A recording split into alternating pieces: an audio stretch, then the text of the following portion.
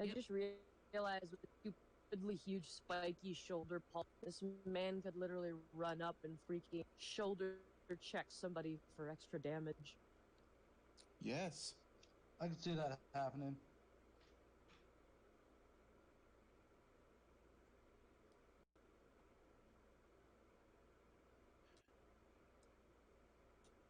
All right, nerdos, welcome back. Also, fun thing, I actually know his sword is called now. It's a Zweihande.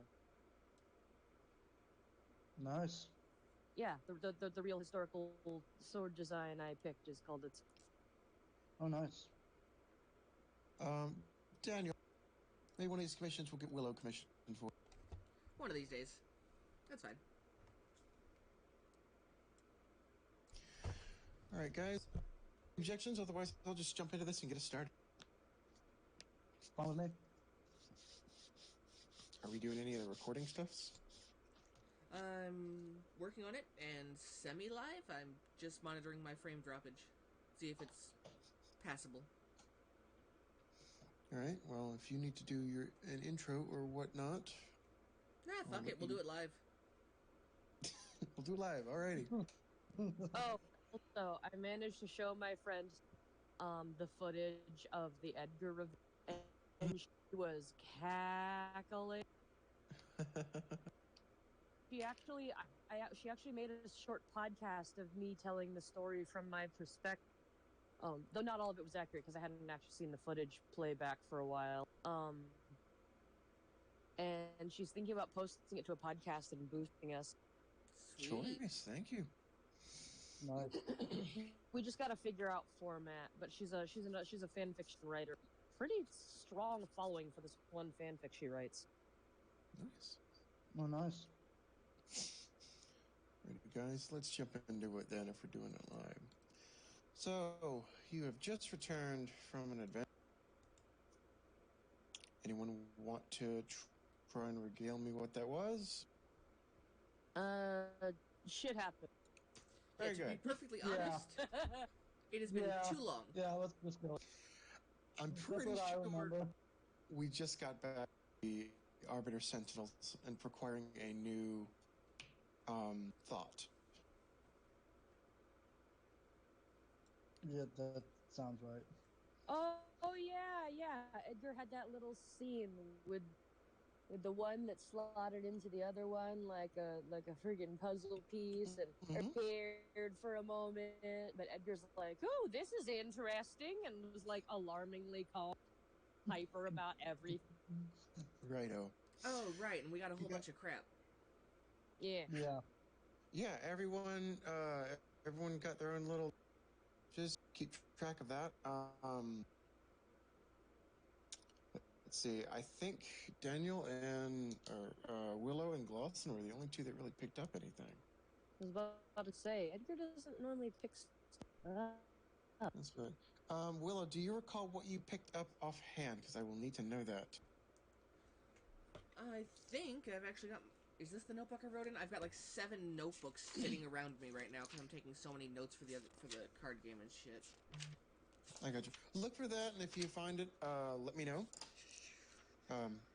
So you guys returned home back to the tower to find 3 Tabaxi children as a cart was racing off, and that current objective mission has been pushed to urgency. Right. And I got it. Okay, well, wonderful. I'll be with you just a second. Yeah. Basically, the next morning, you guys and begin to ferry off these children. Real quick, what did you pick up, if I may inquire? The Book of Secrets. Okay, you can reference that on your own time. Thank you. Right. A lion figure. Or bring it up at your own time, excuse me. The lion, okay. And a snake necklace. Snake necklace. Okay. Alrighty, thank you. Alrighty. Okay. So we will start this morning with everyone waking up the next morning expecting that today you will be ferrying 3 little tabaxi kids out. It'll be just like Respectively, herding everyone. cats. Yes, everyone wakes up. Everyone has their own little room. It's a usual morning. Except everyone has a visitor.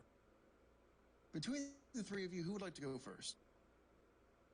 Someone else, because I am trying to find stuff. Okay. Then I'll go first. Okay.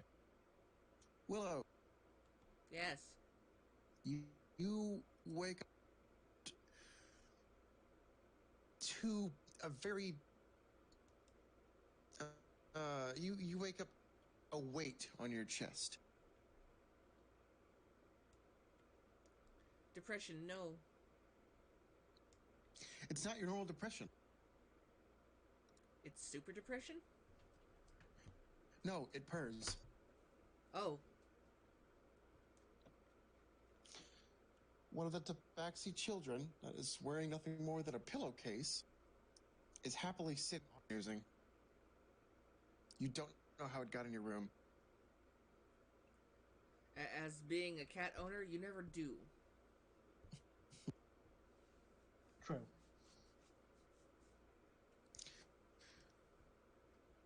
Little cat friendo has a collar. They all do.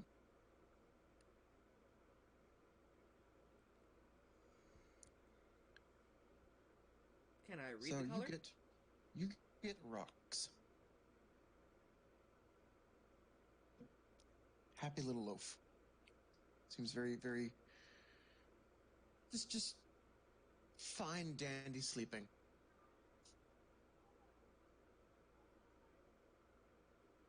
What do you do? How does your morning start? I pet it.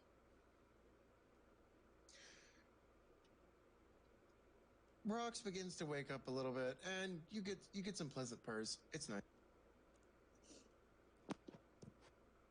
As adorable as this is, I need to get up.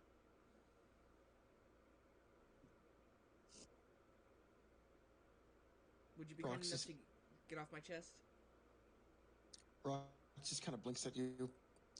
You're not sure if the tabaxi children can speak or how well they are versed in any form of language. Okay. This is going to be fun. Oh, I'm freaking. As I sit up, I gently pick them up and put them down. Rox seems confused for a second, but gets it and basically is just moved where you need Rox to be moved. She doesn't put up any sort of a fight. It's just more like, oh, I'm moving. Have you researched cats or specifically spent time with cats? This is how they do. Okay. True. Now I know roughly what I'm dealing with this one. Yep. So you continue and begin your morning. Roxy seems happy just snoozing on your bed, unless moved or pushed otherwise. I'm gonna let them snooze. Okay. Stonewall. Yep. Do me a quick favor and tell me. We'll discuss such like. I know you've got a recently acquired blunderbuss. We will discuss ammo and any customizations and whatnot in a bit, because you would have done that last night, or if anything, you would have at least stocked up on ammo, I presume. Yeah, exactly. Would have made sure full cartridge box. Okay. And probably anything to improve the weapon or, to make it more effective in combat. Whatever the DM will allow. Mm-hmm. It's been less than 12 hours, so I can't do any full customizations, but we can talk about that. It's all good. Yeah, it's all good. It's all good. Okay. So, Stonewall, tell me, do you have an armor stand in your room, I presume? Yes, most likely, yes. He has a place where he's putting, his uniform, armor, all that stuff, rack for his sword, and I would obviously, on top of that, would be, a gun rack for the blunderbuss. Okay, where is the gun rack in your room? Is it like mounted on the wall? It'd be right off to the side in easy reach. Okay. It'd be like right off the side, like right off the side to his bed. Like you have bed and then armor, sword, blunderbuss. Oh, like, okay. Right off to the side of the bed. Okay. If you're thinking of the room, it'll be right off to the left side, or no, I mean to the right side. Okay. Is the way I envision it. Okay, that's exactly what I needed. So you wake up a few moments before you normally would to the sound of clashing metal as your armor is toppled over onto the floor. Okay. We'll immediately see this. We'll immediately get up and immediately go for that blunderbuss.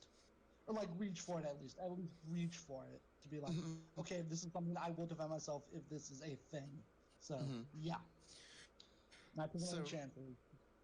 I gotcha. So you reach over in anticipation, and a tiny little head pops out of your over-toppled breastplate. Okay. Probably seeing this immediately, like he'll move the hand away, being like, okay, it's not. It like he immediately knows, like, okay, it's not really. I'm not really being threatened here at the moment, so I can like slightly stand down. One of the Tabaxi children is also in your room. Tiny little Pep, who is wearing nothing more than an oversized a very curious Tabaxi child that seems very disturbed that whatever they were doing didn't work. Would immediately go and start to remove the armor that was just knocked down and try to place it back up in its right spot so that the little Tabaxi doesn't hurt itself. So you begin to start picking up, and as you do so, Pep seems curious about everything you're doing. There's a paw that touches every single thing you try to pick up. Like, am I helping? Is this what's going on? Still not seeing that. Okay, it's really just curious. Would like hold out like bits of like the pauldrons or whatever the side stuff is glove, and just kind of like hold it over to the little Tabaxi to just say like to point out what it is to show that he's happy to have this little like distraction, to know that it's not a threat. So he's like showing him, it's like kind of more like, yes, you're helping me as I'm putting it away.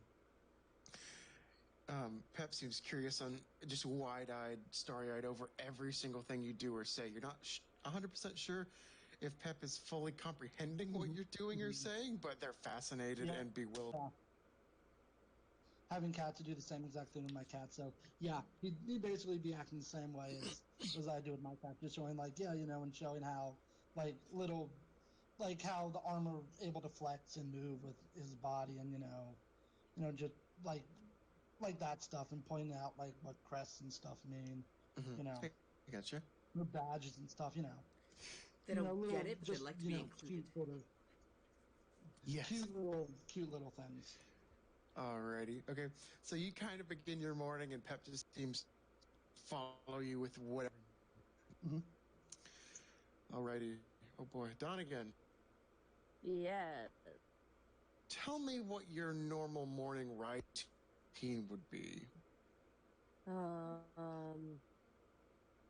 Just give me a brief start.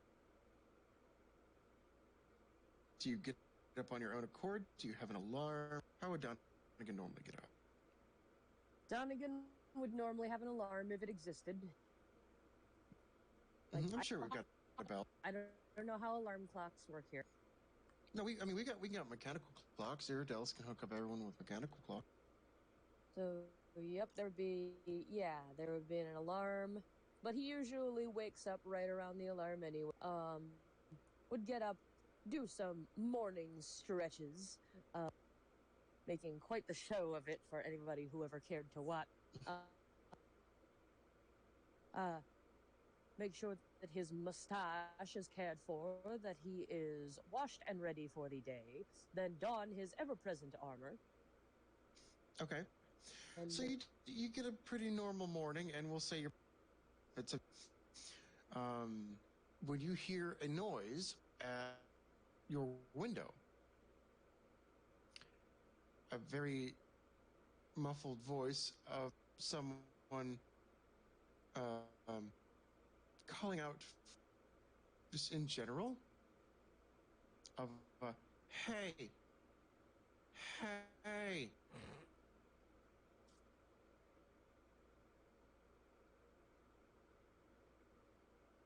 You can't see it, but I'm trying to keep my composure on the other side of the screen. Same. Oh no. Yeah. Oh. Onigon's gonna kind of look around curiously. Hey, hey, hey. It continues. He's gonna make his way over to the window and look outside of it for what he can see.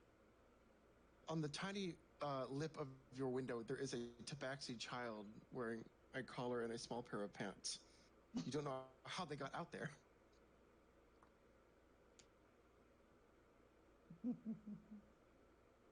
Well,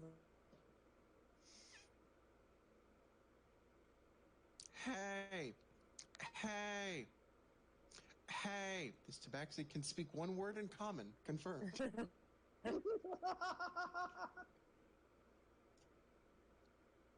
is it sitting like right outside the window, It's or sitting as precariously as they can on the windowsill, and you're up on like the 10th floor. the what? The dormitories are up on like the 10th.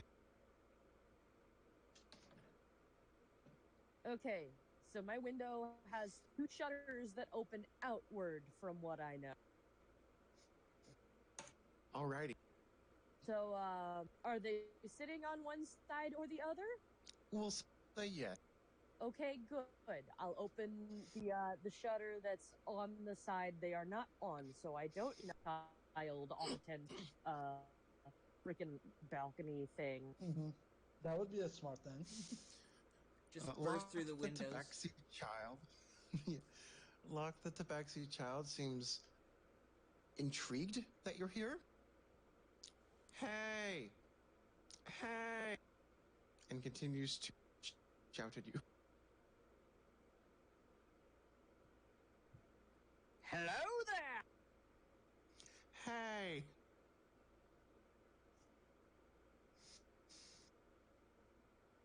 Hello. What are you doing out? Locke will look around and then just look back to you. Hey. Hello? Oh boy, this is the best combination. Without any invitation or really any rhyme or Locke squeezes past you and jumps down inside. Donegan will turn around, look at the smoke, realize that it is now inside and away from danger, nod his head affirmatively, and shut the window. You get a tug on your pant legs. Hey, hey. Donegan looks down again. Hello. Hey. To the untrained, any to any untrained eye, this child seems like they need something. But to Donegan, we're not sure.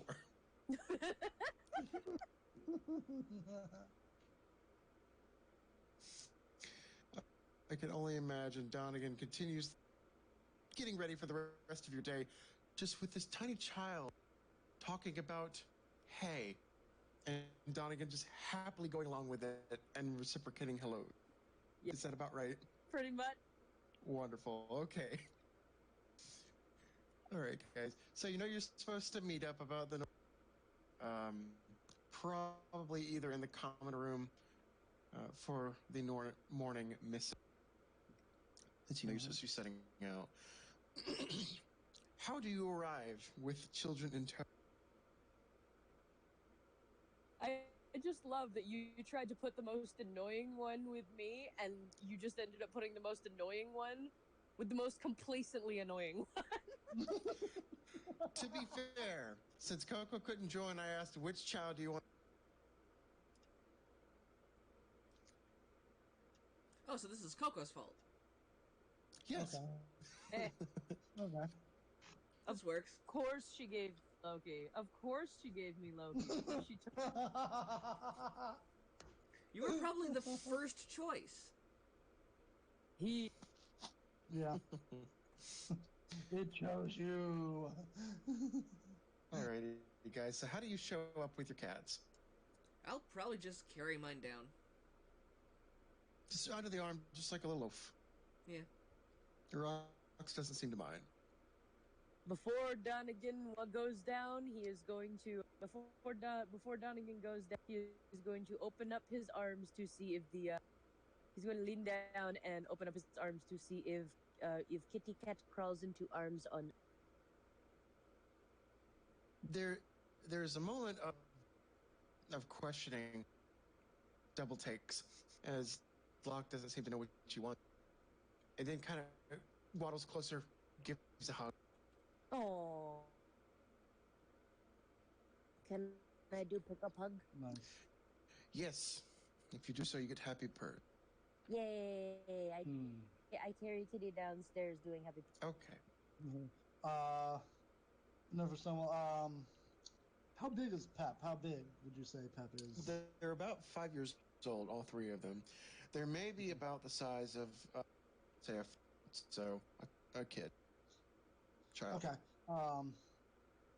Okay. Stonewall will, because he has his forge cap with him, he'll actually hold out his forge cap to see if Pep will actually go into his forge cap. Like, will crawl in, and then carry Pep in the forge cap downstairs. Well, how big are 5-year-old Tabaxi children? That was a question we had a hard time answering. If you can imagine, we'll go with that. The size of. A halfling. Okay.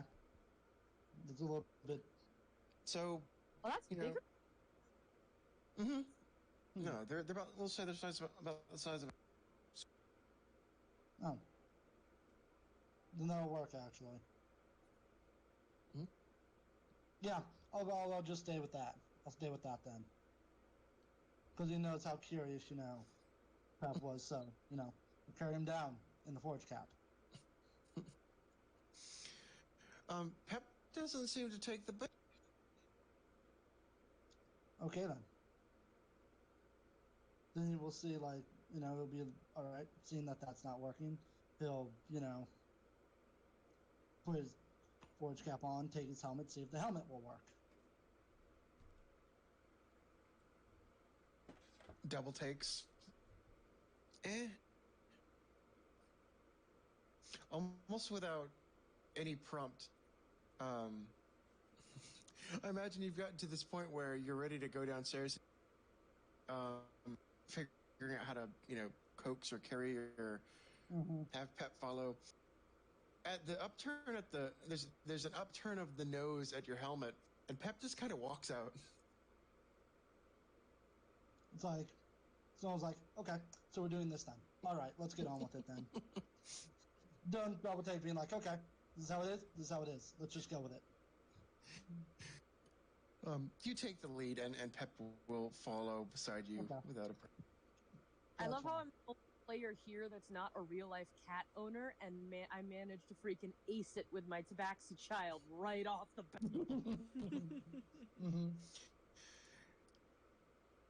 You guys show up in the common room. You see not much anybody. It seems to be just mainly you three.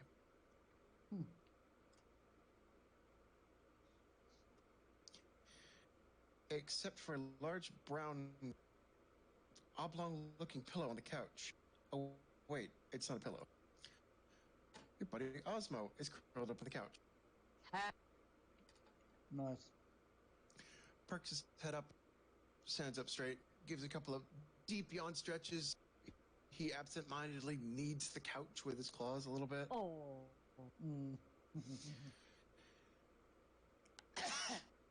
Sorry.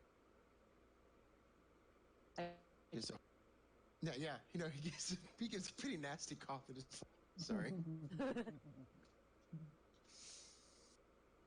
Seems very dull. He doesn't seems like a morning person himself. Stands up. Good morning. Yeah, morning.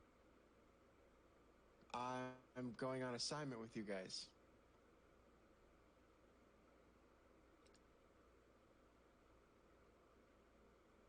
Why are there cats?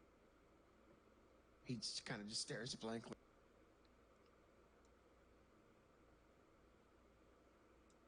Hearing that, Stone will probably respond being like, well, woke up in the room, woke up to this one, looking around at my, equipment here. Don't know how it got in, but,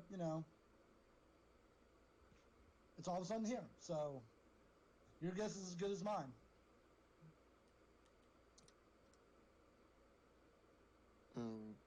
Okay. Everyone can automatically get a feel that Ozmo's not too happy that there are other cats here. Or at least other tobaccs.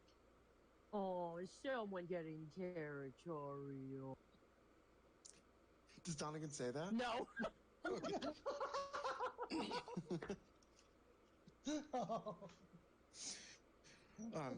You guys are interrupted by this early.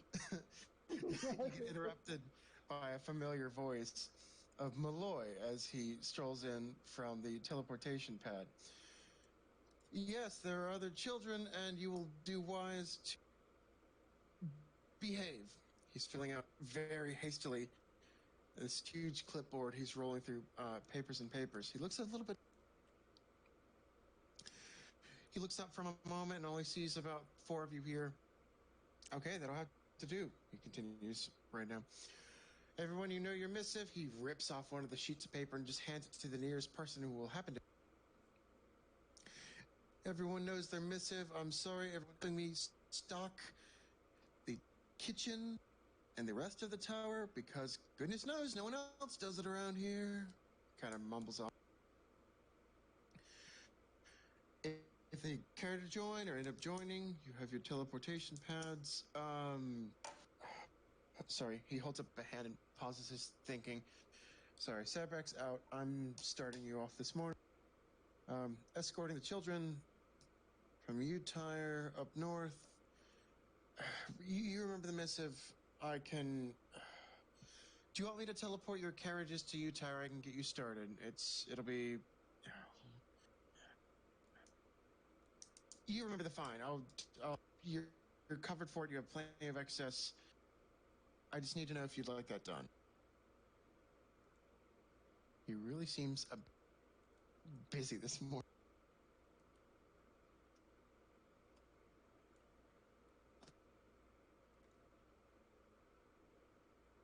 Donegan's just nodding along and looking to everyone else to kind of confirm or deny. He's still not used to being the one, like, he's not used to having to make the call. So he just kind of looks toward the people that he knows usually take charge. Like, I don't want to say anything if it's wrong. I'm all Just set. don't say. Well, All right. Malloy's pretty much asked. Yeah, he would. Go ahead, Stonewall. Stonewall would probably just say, whatever makes it, whatever makes it easier on your, basically saying whatever makes it easier on your end, we will acquiesce and, do what we have to do. Remembering from what the missive says is escort mission, being kind of familiar with, given his past, being familiar with this type of sort of thing. Willow, if you want to read over, and I'll give everyone a quick refresh. The missive basically states that the noble houses of Seferen and Dirti have made a peace bond after a decade-old feud. House Seferen has adopted 3 noble children from Dirti's outlying relatives, and they've asked to ferry the 3 children from their former home in Utire, which is just north of Homestead, still north of Steelwater, to their new home in Showmore, which is farther north across the Haunted Mountain. The reward is 1,000 gold pieces for the safe delivery, but the missive also warns that ongoing news of the House's amends have warranted many cutthroats to interfere with any trade. It says to contact House Dirty and Utire to sign off on the contract, and then finally sign off with Safeirin with the children when they're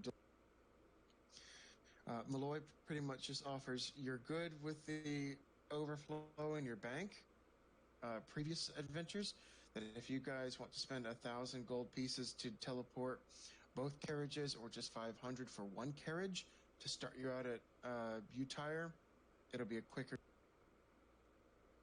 He suggests it'll probably be better for you. So I'll agree with like whatever the latter one was to make it easier. Whatever's going to be quicker, easier to get the job done. He would agree with that. I am It'll save perfectly you about fine a day with or so that. trip.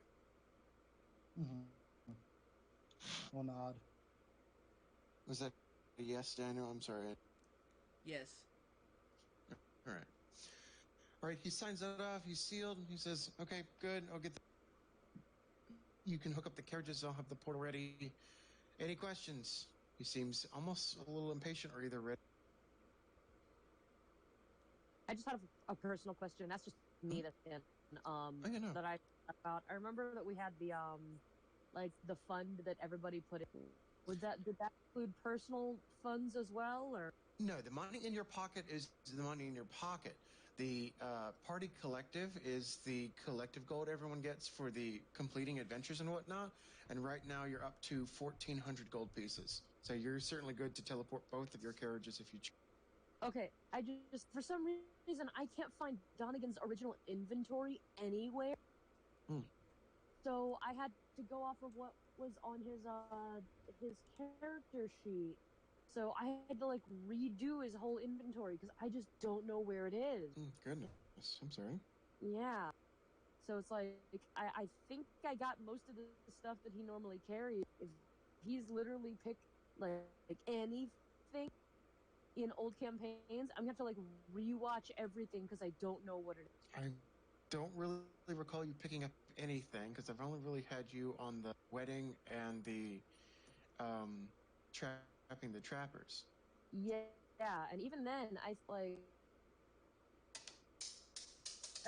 everything that we got from missions goes into the what's it called? The party collective. Yeah. Everyone kind of got like, I think everyone got at least like near 500 or 600 gold pieces from uh, the Wand of Wonder incident last time. Yeah.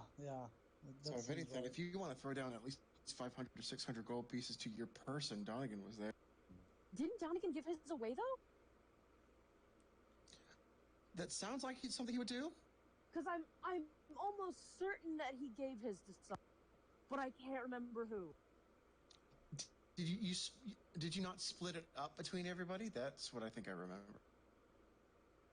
You offered it and we kind of all split it. So everyone got like an extra. I think, yeah. Okay. Because it's just like I'm certain that I don't have that. That's what I know. Because like Donegan is the kind of person who like gets handed a shit ton of money, doesn't know what to do with it, so he just gives it to people who. I got you. All right. I'm just trying to see like what he would have in his own like purse, which I'm just starting him with the usual, which is the 10 GP. I got you. No worries. All right, fellow. With your missive in hand, Malloy asks if you need anything else before he will depart. Do you need anything else? I guess the only question someone just asked, like, about do they know of, like he said, like on the missive it said something about bandits or people might want to try to attack them. He just asked about like security, how have they heard anything or how secure the route is. He would just pipe up, not like he's thinking. He would ask any any. Do you think we'll expect any trouble? Just Malloy says, the missive says so. I believe you're going through the Haunted Mountains. It's a well-traveled trade route, but it's not above people trying to get ambushed or trying to pull something. Can be dangerous, so I'd expect company. Someone would not do that. Okay, just you need that confirmation, and Obviously, shouldering the blunderbuss, and probably has a full cartridge box of ammunition. Would have made sure that the night before. If no one else needs anything, Malloy is part very, very unhappily grumbling.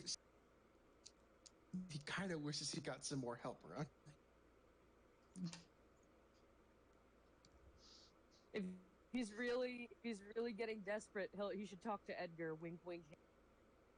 I've got something in mind, but thank you for that.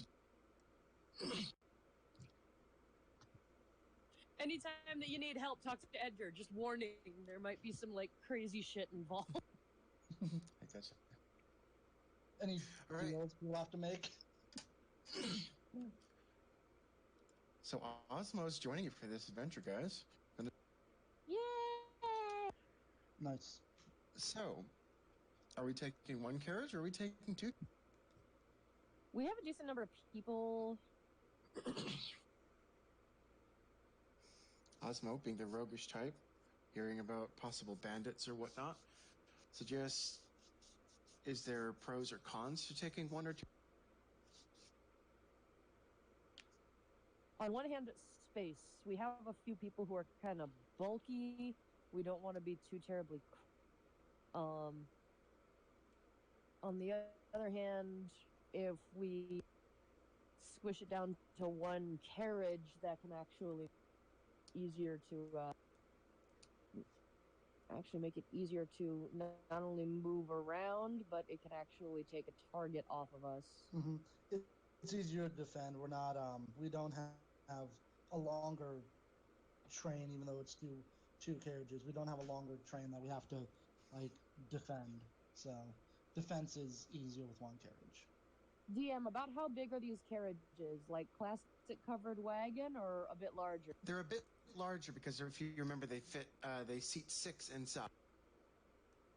And, they're able to fit like Amons and Donegan comfortably and whatnot. Okay. More wider people. If we can seat 6 comfortably inside, then it should be fine to do. Mm-hmm. Yeah.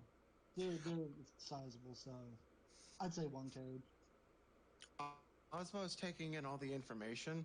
He seems to be pondering everything and all the possibilities. He kind of nods for a moment.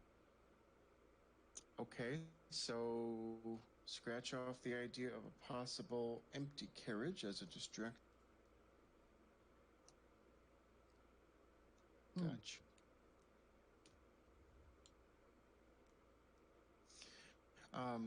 As you guys, I suppose, are just kind of openly talking about this, Donegan, Locke is just kind of perched up on your shoulder. And has just been intensely staring at Osmo this entire time. Yeah. There's a moment in the conversation where Osmo just kind of double takes, stares back. Can I? Hey! And hey! There's a harsh squint and Osmo looks right at you.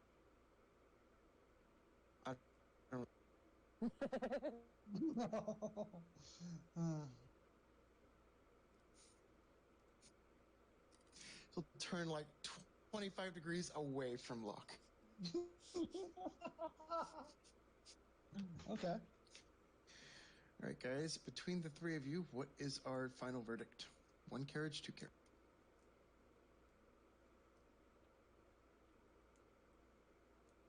I would say one carriage is probably easier to defend. Plus, both carriages have the same kind of outfit for defenses, right? Yes. Yeah. Well, my opinion's still the one. Yeah. We didn't outfit the other carriage with anything to act as This is just the military history, not me talking. We didn't outfit that thing like a Mark V British tank from World War I. So yeah, we can't really use the other one as a form of defense. So yeah, one carriage. All right. Okay. So at your discretion, guys, you're set to load up the carriage. Before you know it, Malloy will have the front gate set up like Fabric did prior, and your teleportation is all set. For kicks and giggles, which horse do we bring? Do we bring Briha or do we bring Ren?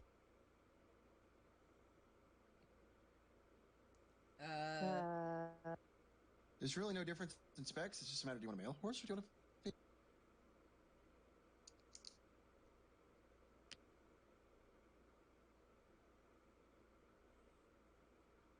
Let's go for Briha. Female horse. Get those friggin' we can do female horse because then we can get the those maternal instincts. Yeah, that's fine. That's fine. That works. Somebody. All right. So we're bringing Briha. Yep. All right. Let's go with that. Okay. So we all strap up and you guys collect anything you've loaded up into the carriage and basically set off through the portal. Much like before, going through this large purple-esque swirling membrane, you appear out the other side in an upscale upper crust town. A lot of ivory and like porcelain-colored, multiple tiered houses, large clock tower, ceramic tiled roofs. Very, very fanciful place. But they seem not as industrial, more residential in design. From the missive, it takes you no time at all to easily stop by or get to your location that you're looking for.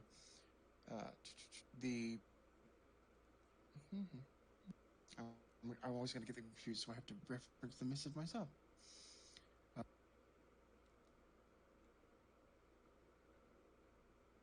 House Dirty. You've managed to show up at the large man. No problem. They're expecting you. They're waiting outside.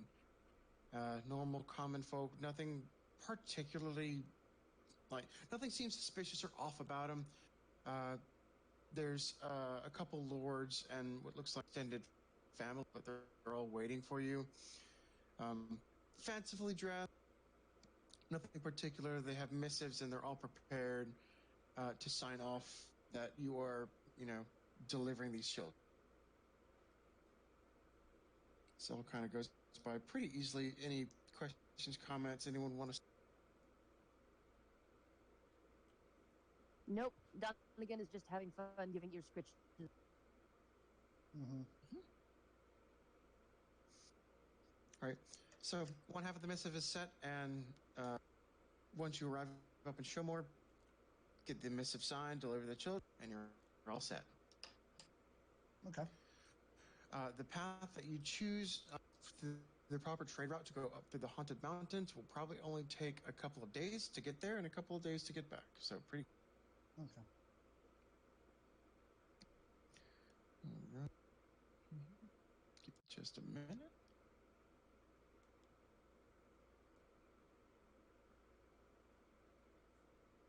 All right. So Stonewall, I'm going to take a stab in the dark and say you're driving. Okay. Yeah, that's fine. He would obviously be up, either driving or riding shotgun. He'd be up on the carriage because he'd feel like it's necessary to have a proper defense. Mm-hmm. But driving's fine. That's fine. I was like, if you're not driving, who would be driving? Stonewall can be driving. That's fine. I was about to say, does anybody really want to trust Donegan with the ring?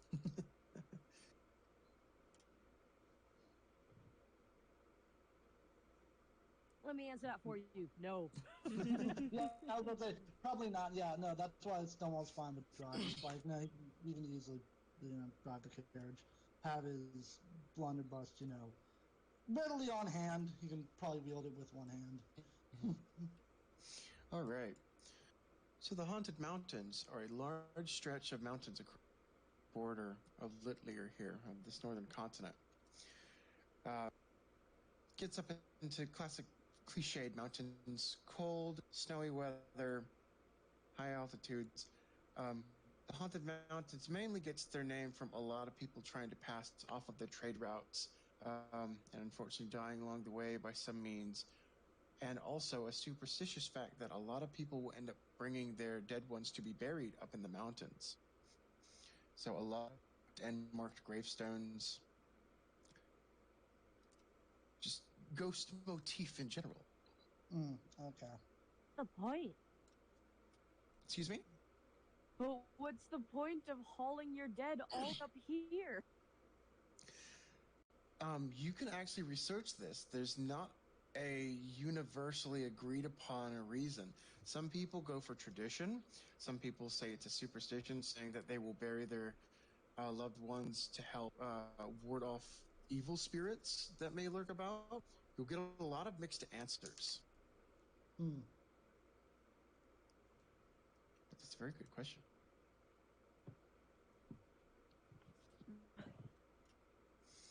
All right. Willow, Yes. that snake necklace you grabbed, Yes. what did you do with that? Nothing yet. I was going to try and research it first in case it was cursed. Mm-hmm. Where did you store it? Did you put it in a bag? Did you put it in your pocket? What'd you do with it last, or when you grabbed it? Probably just put it in my carry bag.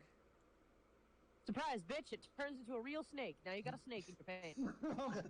There are too many snakes in this carriage. At least I didn't put it in my boot. All right. So, Willow, at some point, you just kind of go over yourself, and you notice I this bag with you because it's just like your carry pouch. Yeah. Okay. At some point, you notice, we'll say maybe you're absent-mindedly like sticking your hand in their carry pouch, like someone absent-mindedly sticks their hands in the pockets. Would that be like a safe bet? Yeah. You realize you can't. You cannot easily open your pouch. You investigate, and the little snake necklace has wrapped part of itself around your carry pouch and cinched it. It's a magical lock. Cool. Now you know how to unlock it.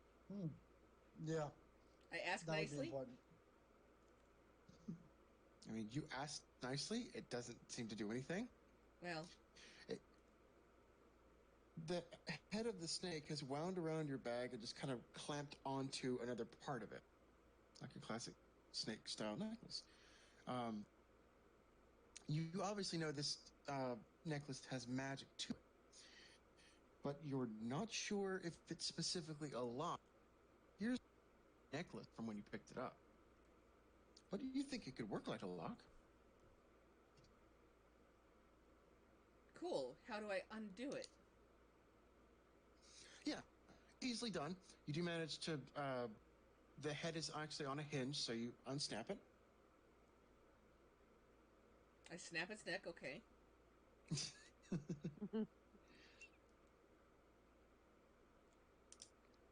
I assume you put it back in the bag? Yes. Okay, so you just stuff it back in your bag. Put it in your pocket. It'll try and lock your pants on. Too bad if you gotta go pee.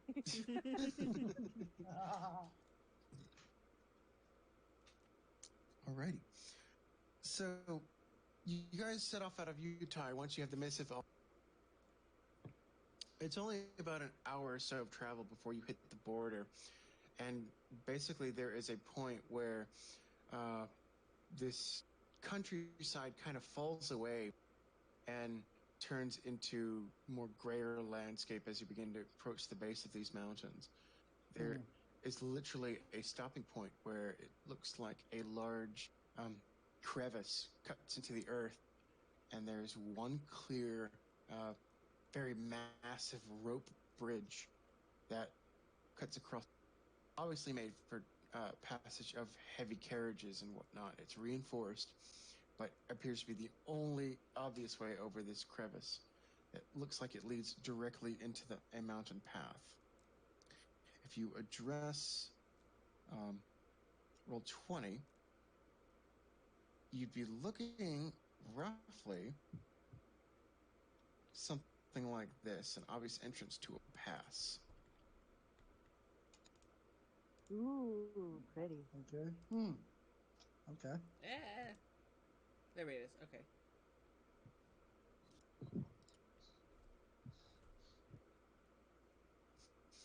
Pretty. That looks pretty darn cool. Yeah. So I imagine Yep. everyone takes it really slow. Bridge, even though it doesn't budge, it sways a little bit, but it's not threatening or doesn't make you feel uneasy like anything's going to break or snap. Yeah. Just driving across it carefully. Mm-hmm.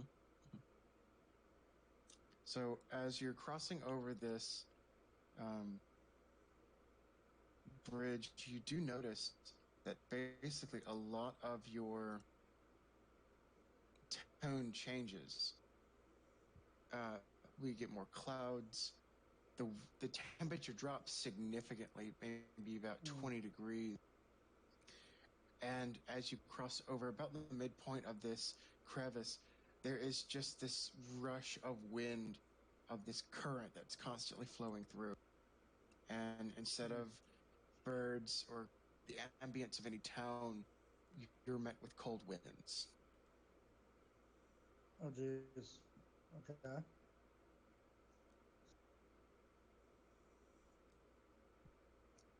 Very little ambience, mostly any form of water or winds is what you're most likely met with.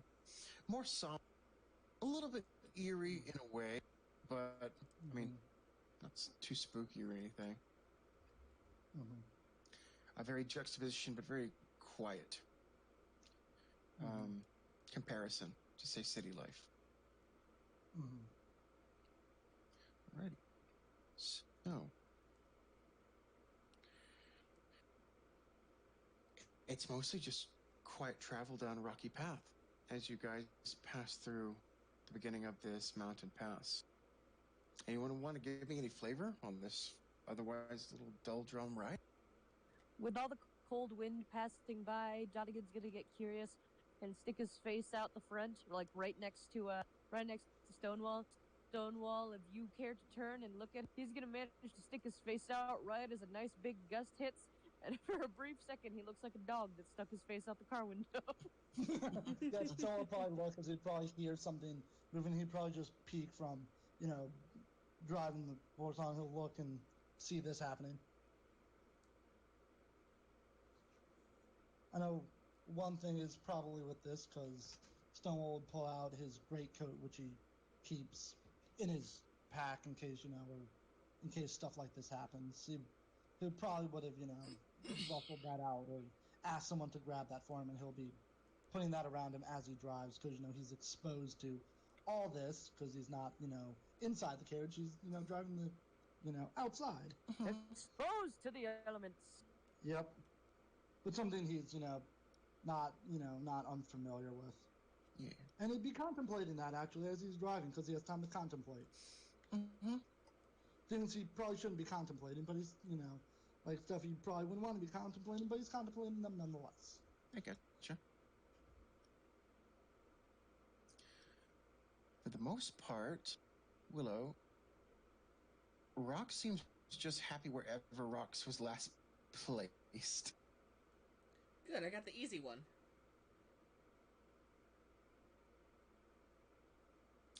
Unless prompted otherwise, Rox will just sit in your lap very happily.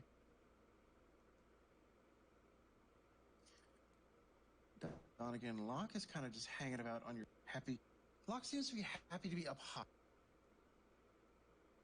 Locke is welcome to spend the rest of this trip on my shoulder. Stonewall, do you actually have Pep up to the front with you, or is it more so you prefer Pep to be inside? Do you have any preference? They're not technically assigned to you three, but you just look after these three in general. Okay.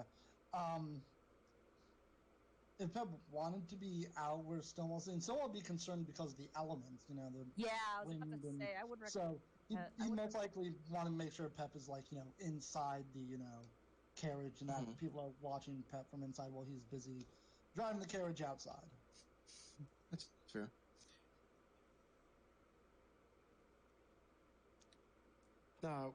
Pep will climb up and sit on the little seat next to Osmo. Osmo is just eyeing all three of these cats. They are big threats to him. He does not necessarily seem comfortable of them. But does he scooch also closer to the other side of the carriage? Yes, he does. Okay. I mean, he's not bringing up the elephant into the room, but it's obvious he. Yep. Why on earth did he come with us in the first place? Did he even read the missive? He was assigned. Oh, he was assigned. Okay. So he had no say in the matter. This is a good question. So he had no say in the matter. Okay. Yeah, it's like assigned or not, he should have been briefed.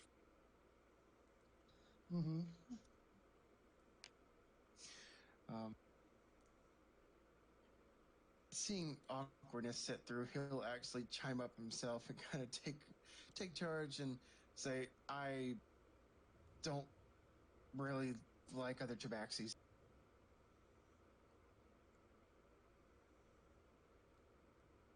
Sorry.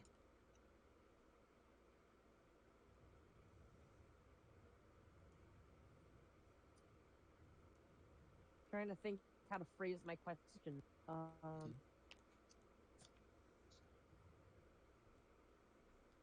Well, I'm terribly sorry about that. Is there any particular reason why? He shrugs a little bit. Just never really gotten along with any others. Dunnigan takes a moment to think on that, and then just kind of nods as if he's affirming to himself, yes, that is an acceptable answer, and then goes back to playing with life. Dunnigan is the kind of person who asks one question, and if it is answered sufficiently, he will be satisfied anymore.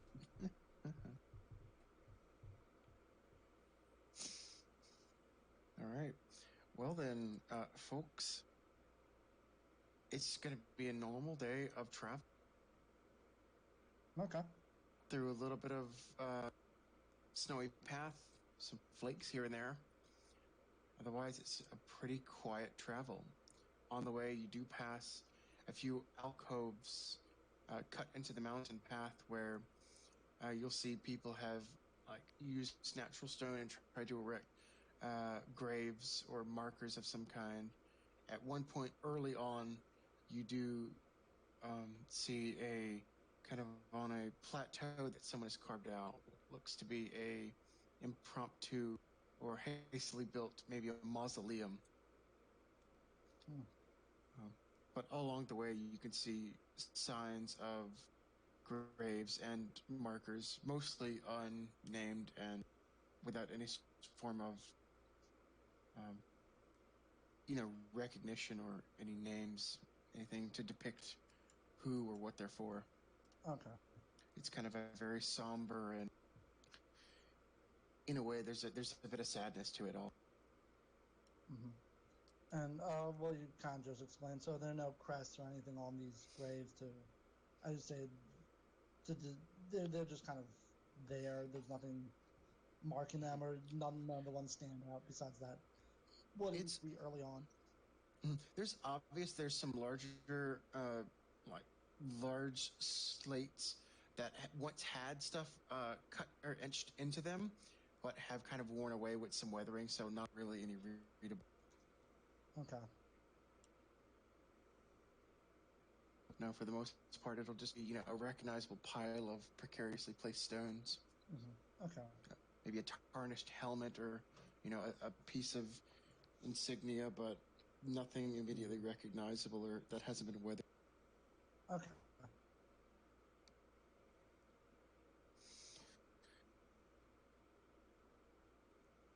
All right, a very somber day. Any more fluff before essentially we'll get to nightfall? More scritches for the kitty cat. Oh yeah, Locke will be certainly enjoying the attention. Yay. All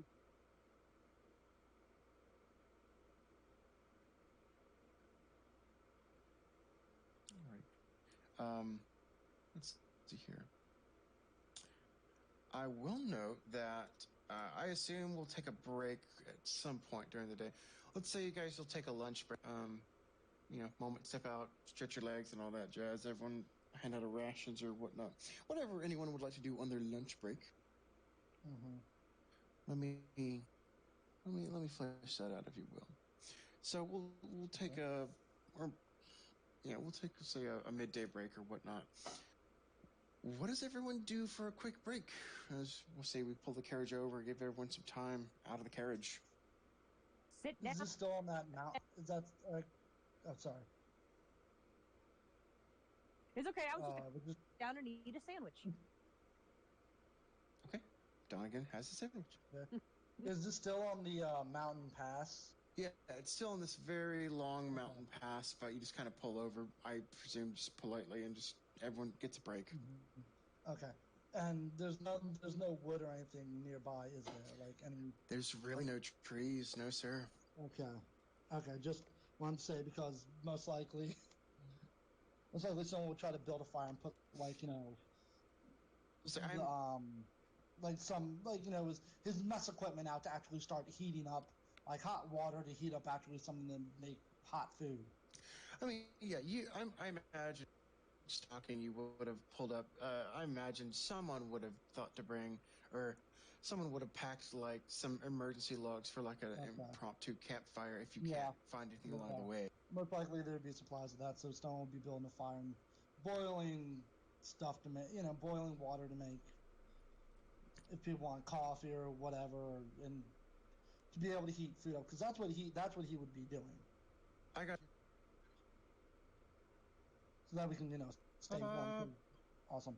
Yeah, because it kind of snowy mountain pass. Or I wouldn't say snowy, but it looks you get that it's cold. There's a thin layer of frost if anything. Yeah. So it's cold. We need to warm up is a good thing. All right, so we're actually taking a break with this, guys. So any stuff and fluff, feel free to give it to me. Where would everybody be? Just around a fire, I assume? Mm-hmm. Yeah. While I'm setting some tokens around, I need everyone to do just a perception check, if you will. Okay.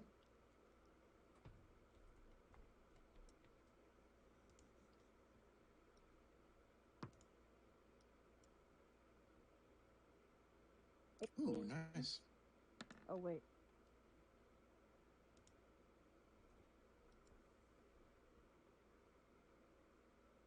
$22. My bad.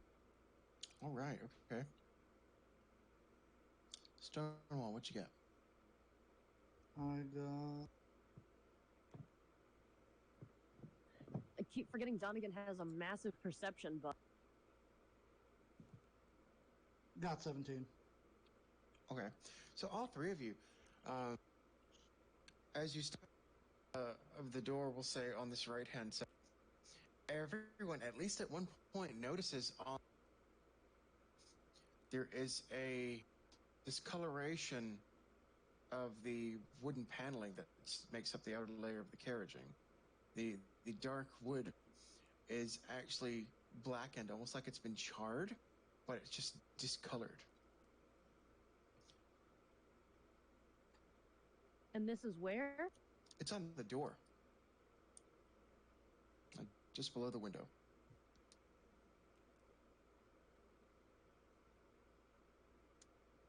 What door? Where? Sorry, you cut out. I'm sorry. There's a door on either side of the carriage. You cut out again. Hold on. Every you say door time or you cut out. Yeah. I'm sorry, I don't know why. Can you hear me all right at the moment? Okay. On your right-hand side of the carriage, the right-hand side has a door. On the outer door, there is a discoloration of the wood. It seems to be a jet black, like it's been singed or scorched, but it doesn't appear to have the same characteristics of a scorching. It's not going to turn into rot, is it? It's a very good question. Do you want to? Is there anything you'd like to roll or ask about that? Can I roll insight, see if this is close to my memory of rot? Traveler's Oh insight. yeah, absolutely. Okay, yeah, you can do Traveler's Insight on top of whatever investigation.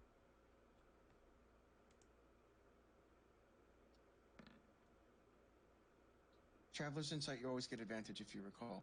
Yes. That's one hell of an advantage. And you were just rolling for any memory of the rot for the Traveler's Insight? Yes, to see if this is even remotely close to what I remember.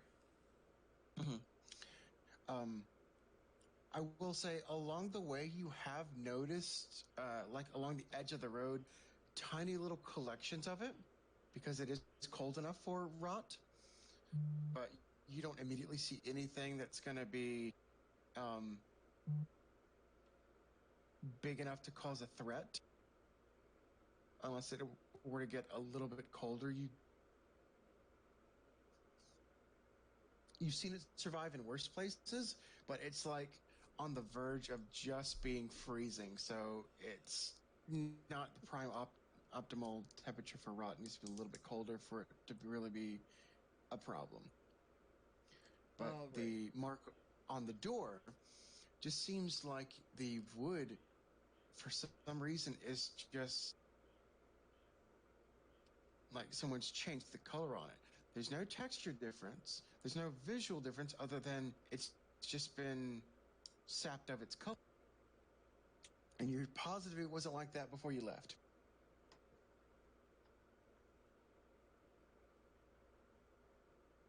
Okay. If anyone wants to roll me a history, they might be able to dig something up if they're curious. Yeah, I'll roll one. And yes, Willow, you can also roll a history. Nope. Hey. I went to try and roll a history and I rolled low, so nope. Well, tell me what you rolled. I'd love to know. I rolled a 3 with a modifier of 1, so just a 4. So I just don't know anything. Okay, so I will say, Donegan, you take this into consideration. You think back through it for a moment, and you remember that sometimes things just change. That's true. I also got a 3. It's like, I have no idea what this is. Dimitri. 19. Nice. Yeah. All right. 19 with my modifier. All right, Dimitri, through some research, you recall that not only in naval and maritime, but also on land and in many cultures, this rings a bell of simplistic folklore and somewhat superstition in the back of your head. You kind of play it off at first because it's like, no, it can't be. But then you're like, you know what this reminds me of? And it reminds you of the tales of a kind of a suspicious or a bad omen referred to as the black spot. Oh, I remember the omen of the black spot. Okay. It's referenced differently throughout different books, but most of the time it just is kind of seen like a bad omen or a mark. But with your good roll, I will say you don't think too much about it because you can't confirm it, but it reminds you of it. But when you think back to your missive that you might be possible targets, it does raise a little bit of suspicion. Yeah. Yeah, and I mean, at least Stonewall seeing that would be like that's kind of what was going through my mind. And Stonewall was like looking at this saying, "This might be a bad thing. We might, which is why he is it possible to roll investigation on like Stonewall most likely turning like is it possible to roll investigation on like the route like to see if you can see anything along the route that they're headed towards. Just like in case in case anything's lurking around, or just from like his perspective, from what he can see, if the DM will allow. Yeah. Um, your path is pretty straightforward. It'll get a little bit more narrow and, a little less wide. Like, say, if you were to bring 2 carriages, you would have to go one by one. As you get farther north, to the end of the path, it'll be about the same as how you entered. It'll be a cut off, the mountains open, and you're back out into kind of like countryside on the northern end.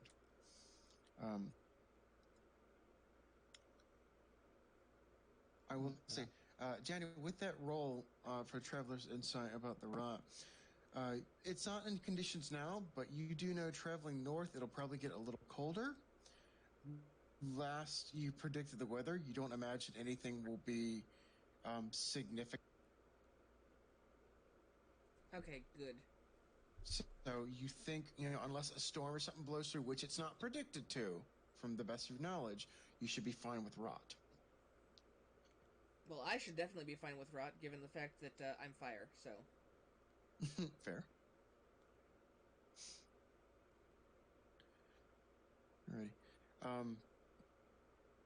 What does everyone do with the cats? Because as of right now, Pep and Locke are standing right at the hitch of the reins and are very intrigued and possibly thinking about trying to see if either one of them can possibly step on Briha.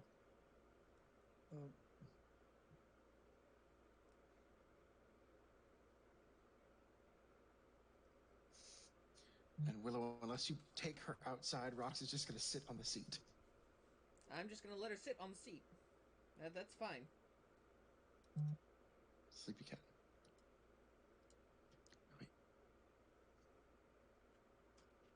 Well, I guess one thing someone would make sure that, Rhea is not, doesn't become skittish and suddenly bolt.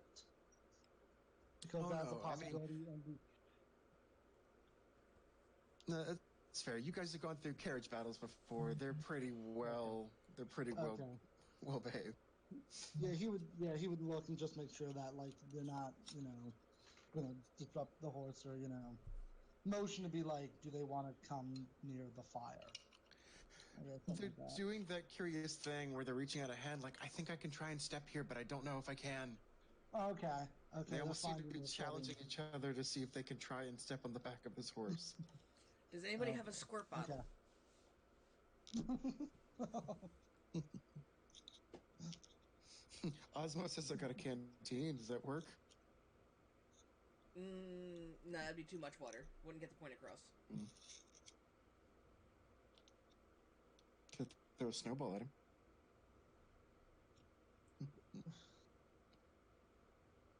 I know, I'll flick water at them. Okay, tell me about this. Well, I'm sure we all have a canteen or something, so I just take... Oh, yeah. I just splash my hand with a little bit of water and just kind of flick it at them. Every time they try to step on the horse. They both kind of recoil very, very disgustingly. Locke immediately jumps down and jumps back and tries to jump through the window back into the carriage. Like, nope. Oh. Good. Pep just kind of sits there shocked and just kind of looks at you like, could you? Oh, jeez. Pep will begin to try and groom herself like, I do not want any part of this. Yep, cats will do that. Yep. Yep.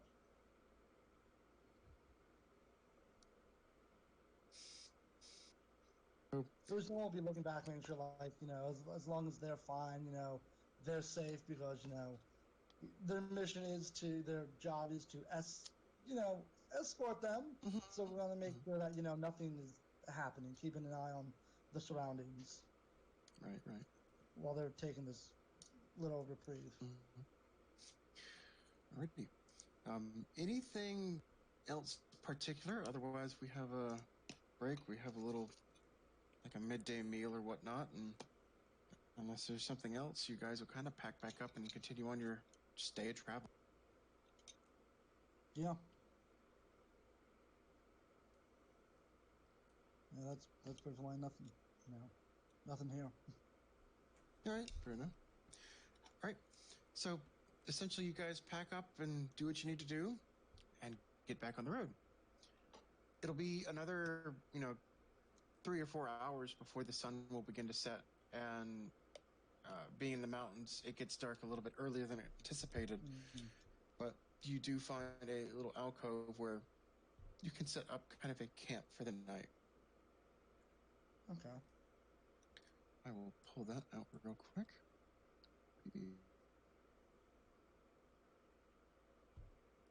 So you guys will have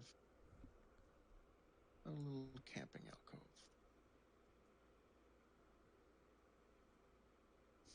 All right.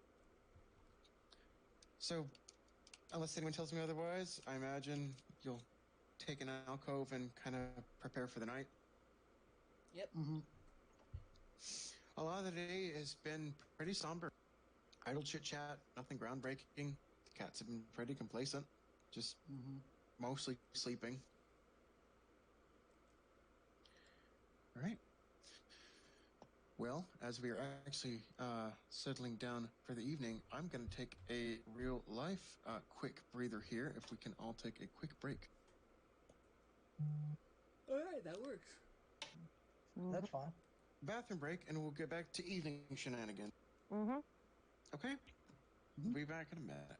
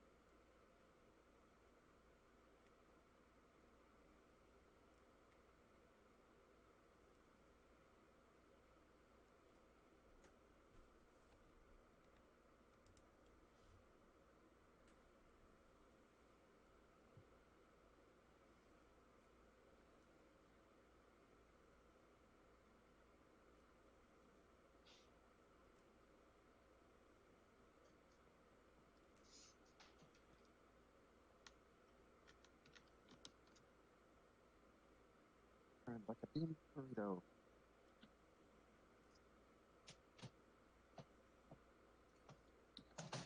With a vengeance.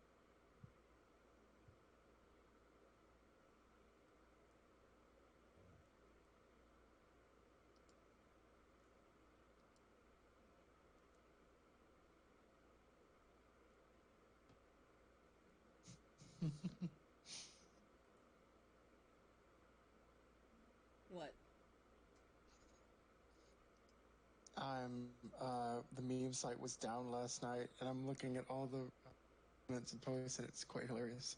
Nice. Thanks to admin, I had to get busy, so I made a flan. Afterwards, I cried into a pillow like a white girl that dropped her Starbucks. Okay. Oh, it was horrible. I almost went outside. Oh, boy.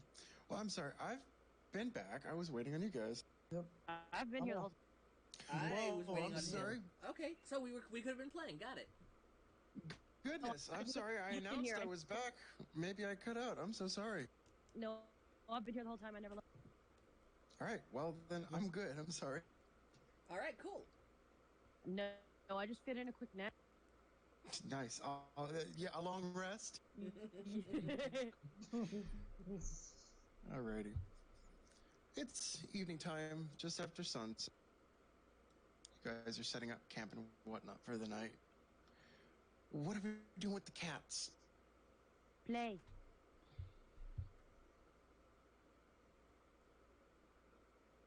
Cats can't play all the time. Then nap. Rox has been working on that. Guys, pull up to a little alcove spot. There is a noticeable, if you want to zoom out a little bit, collection of, we assume, grave markers near a rocky crag on the other side of the path. But there's an alcove that's cut out that's clearly meant for a stopping point for the night. There's evidence of other fire pits that have been here. So you easily take use of that. There's even what looks like, next to Donegan the token here, there is a small little stone alcove that looks like it could be used for storing firewood, say if it rained. Nice. So it's an obvious stopping point. Okay. Okay, you said play. How are we playing with the cats? What are we doing? Lots of shiny art. Well, wait. It's foggy, right? It's not necessarily foggy. It's just after sunset. It's darker. I was just wondering if the little kittens chase shiny things. You could try. We can figure that out. Well, it's like if we had a decent glint from the sunlight, sometimes you get It's night. like the glint of the reflection off of like a shiny piece of armor. I mean, you got a campfire and whatever other lights you'd like to try. I'm pretty sure we have lanterns and that stuff. A few lanterns in the carriage that we would have pulled out. Go ahead, indulge me. I will give you results. Do as you please. Well, for now we're trying to set up camp, but we'll play in a bit. Alrighty. Well, Rox is certainly not seeming to leave the carriage. Rox is fine to sleep where they are. Rox has found a comfortable seat, a comfortable spot in the corner, and maybe unless prompted, Rox might just live here. Okay. I take it no one's trying to get Rox out of the carriage. Nah, Osmo certainly isn't. He's helping put up. He's very adamant about doing anything else but messing with the cats. Yeah, it seems like he wouldn't, Yeah. I'm sorry, go ahead. I'm interrupting people as well. No, that's fine. I would also say one thing Snowball's probably doing is, I guess, getting a camp kettle over the stove, over the fire to, again, heat up water, heat up food, that, that sort of thing. Make sure people are comfortable, that type of stuff. Make sure the carriage is secure, that sort of thing. For now. Willow, there's a tug at your pant legs. Hey. Hey. Hey. Hey. Would this count as a speak to animal moment? Does anybody have that? Nope. Nope. Donegan has no magic. Well, shit. You don't know what kind of look, but Osmo gives you a look.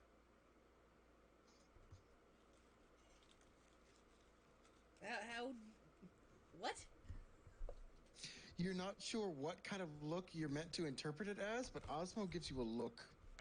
Can I try and interpret it anyway? Yes. To the best of your abilities, you're not sure if he's slightly offended by that comment or question, or if he might be implying that he could do that.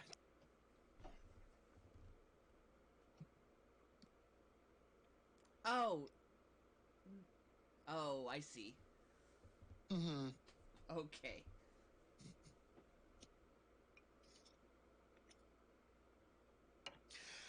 Hey, hey, there's more incessant tugs on your pant leg. Well, I apologize for that comment. You apologize out loud. Yes. He shrugs. It's fine. So what is it do you need? Tug, tug. Hey, hey, hey, Can I hey. can I pick him up? You try to pick up Locke. He kind of wriggles out of your hands and just down. It seems to be insistent to tug on your pants like that wasn't the answer. Of course it wasn't the answer. Why would it be the answer? You don't deal with cats.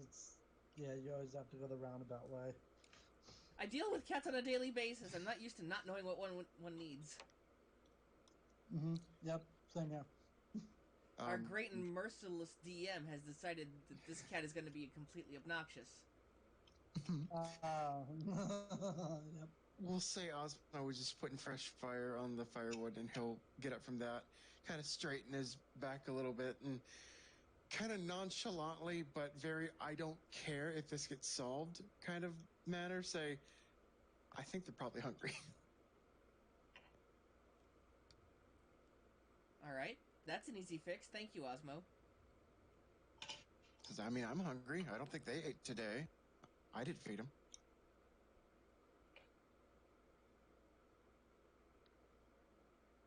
All right, does anybody have any food? I have cooking utensils. I was going to say, please tell me what kind of meal we're having this evening, by the way.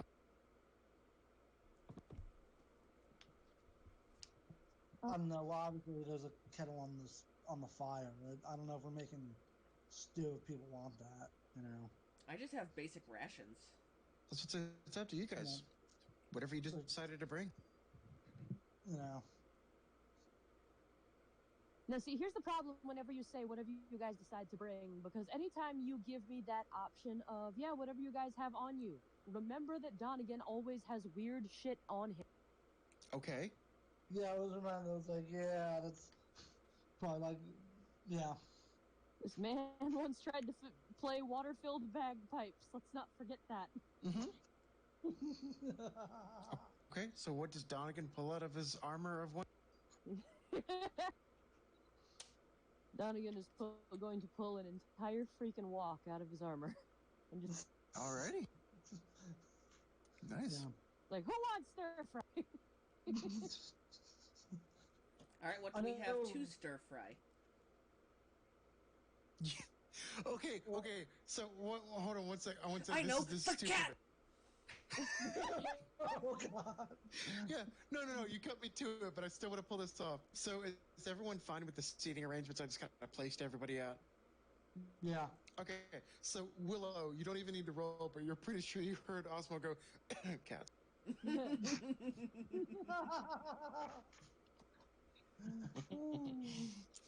Yeah. The cat. I'm sharing that Who's Line bit later.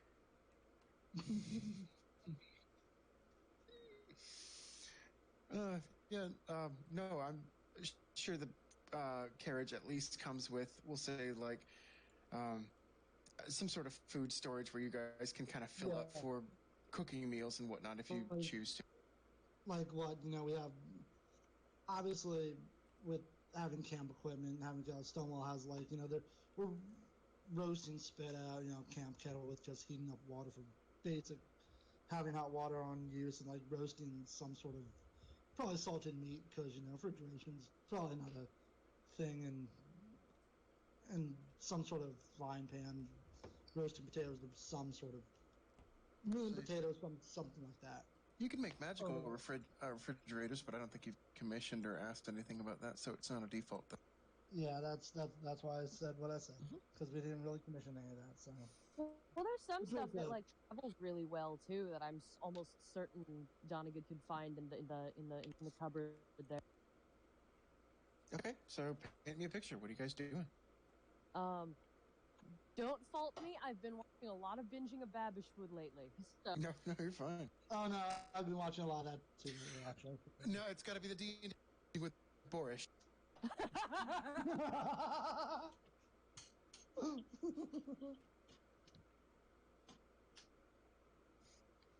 All right, so what's in your mind? So Donegan can head back. If you can literally secure me rice, dried mushrooms, and some form of butter, we're good. Oh yeah, no worries. The kitchen at the tower's got a wide array. Oh, so it's the Match Chef kitchen then. Okay. Awesome. In that case, we can make wok-style campfire mushroom risotto. Yeah. I say that mostly because that episode is still fresh in my mind, and I happen to adore mushroom risotto myself. So that's fine. So Willow, Locke's pulling to you. Hungry. We are working on it. Can I give him a couple bits of just regular mushroom to snack on while we're cooking? Yeah. So you offer these tiny little fungi to this tiny little fun guy. yeah. He gives a good sniff and does that very disgusting cat face when they sniff something they don't like. His little paws come up and clamp his nose, and he just gives a shake. You hear a snicker from Osmo. Well, seeing that, I guess this is going on, and that we also have meat roasting on a spit, because no one would set that up, obviously. So we'll take,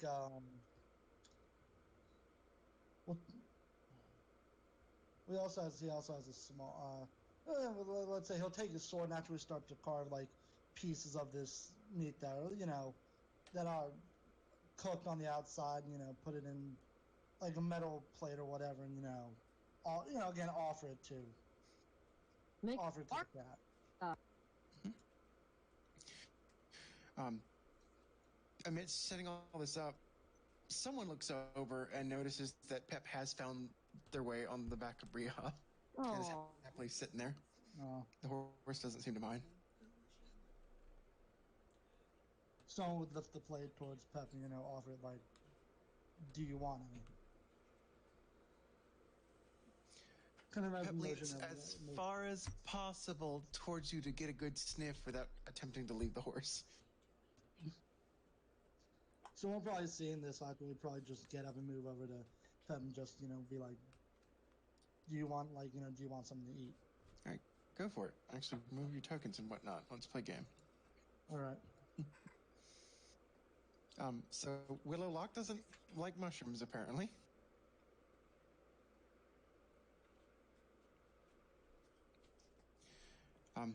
Pep is hesitant, but eventually gives in and happily begins to take a bowl and start eating. Okay. Nom nom nom.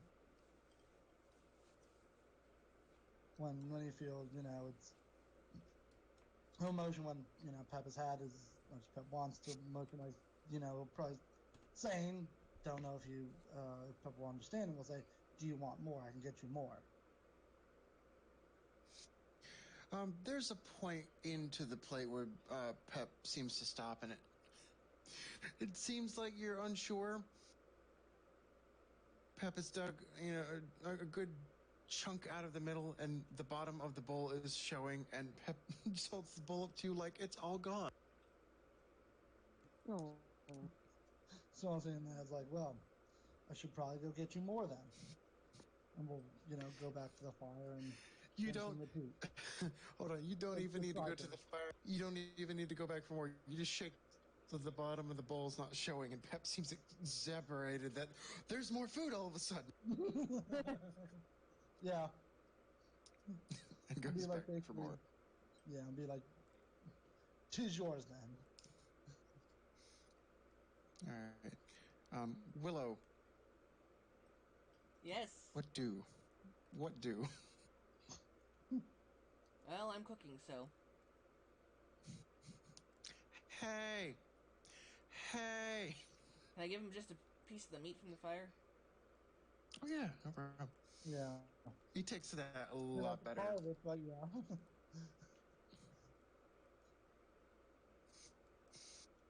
Happy om nom noms.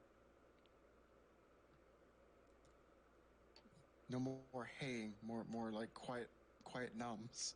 Oh. No one's seen Rox in a while. I was about to say, why don't I see Rox's? Yeah. Oh. Yeah. Because I was like, you left Rox in the carriage, and you assume Rox is still there. Okay.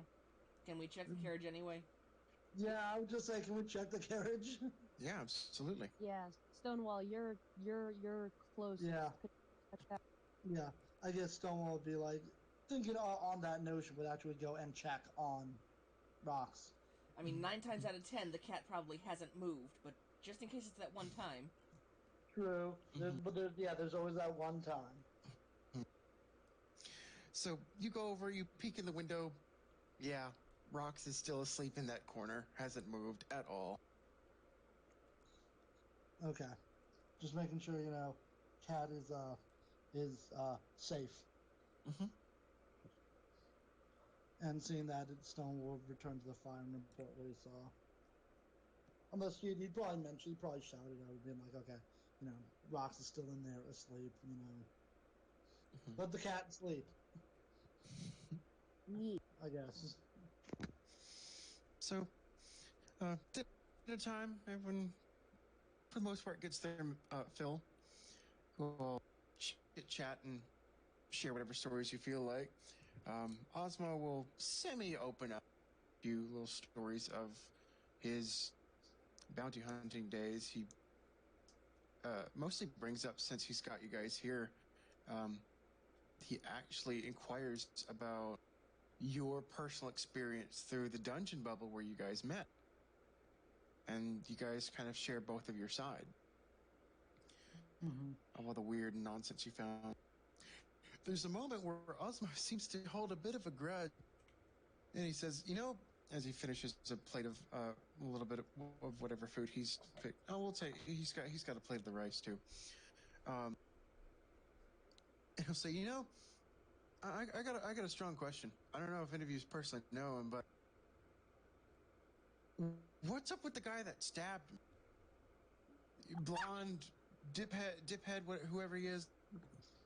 Does he have like a superiority complex? Because I get that from him.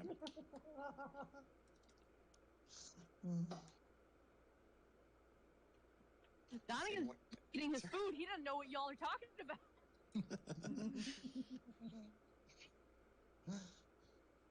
Did either you two gentlemen or gentleman and lady say anything?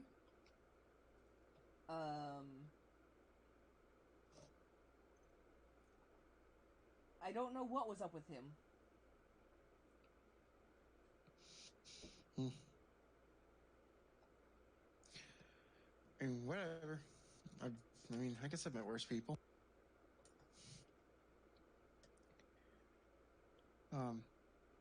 Ozma will save maybe about 2 spoonfuls, we'll say, of food, and he will scrape it into the fire. Anyone who would care to be observing, it seems like he had sanctioned that off specific to be just thrown in the fire. Okay. So I'm probably looking to be like, whatever. Stonewall and Donegan over here, like, offended by my cooking. Yeah. Like, okay, yeah. I see how it is. Or like, I drive all day, make you a good meal.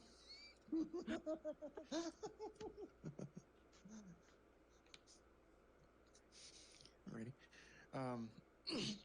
We'll say like an hour or so passes. Everyone kind of finishes up and they're just sitting around chatting. How do you guys propose to sleep? Do you sleep out under the stars? Do you pitch tents? Do you sleep in the carriage? I'm going back to the carriage. That's fair. Just asking. If any preferences. Donegan is going to roll out a bedroll outside the carriage by the fire with no tent. You're not sure if he is choosing to do this or if this dumbass just forgot it. So he's just gonna sleep under the stars unless somebody tells him otherwise. It's a little overcasty, but it's not like it doesn't look like it's gonna storm. Aren't we in like in an enclosure? There's no roof. There. Okay. It's kind of open to the sky. Okay. Then Stone, what he usually brings, he does have a tent in his pack that he would have probably set up while getting everything, I'll work on that. Give me 1 second. Off to the side somewhere that's flat and. Where are you sitting out? I'll get you tent. Where you putting your tent?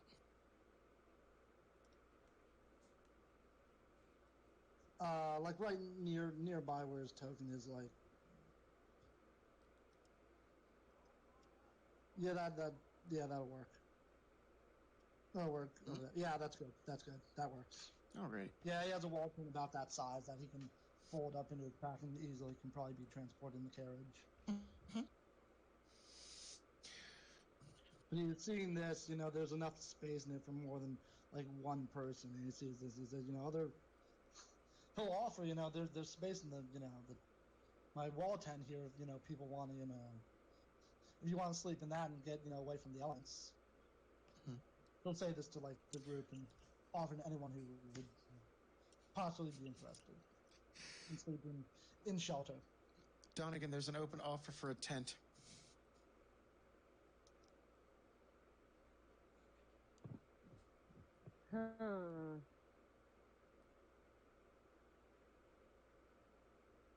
How big is said tent? Enough to hold. I imagine it's a good 2-person tent at least.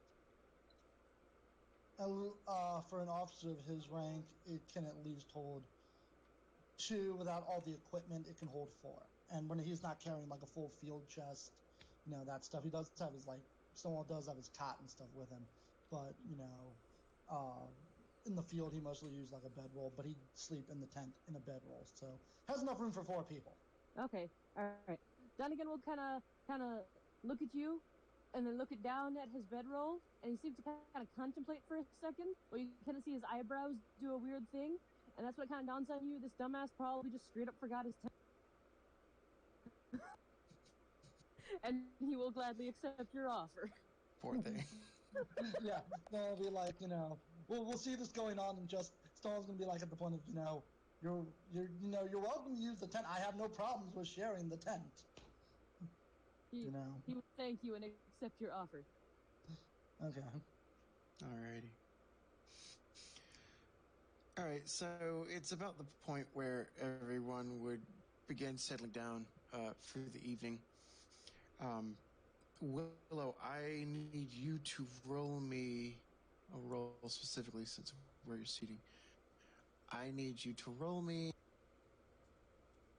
Okay, I'll let you choose either charisma or animal handling. Oh, this is going to be entertaining. I can already tell. Of which both I only have a +3, so Hey, that's better than nothing. 13. Okay, good. That's still plenty. Okay, so you're nice enough, and Locke is very appreciative of all the food given. Locke seems to be very, very just complacent, not overly joyed. A few minor purrs, but just content. I'll take it.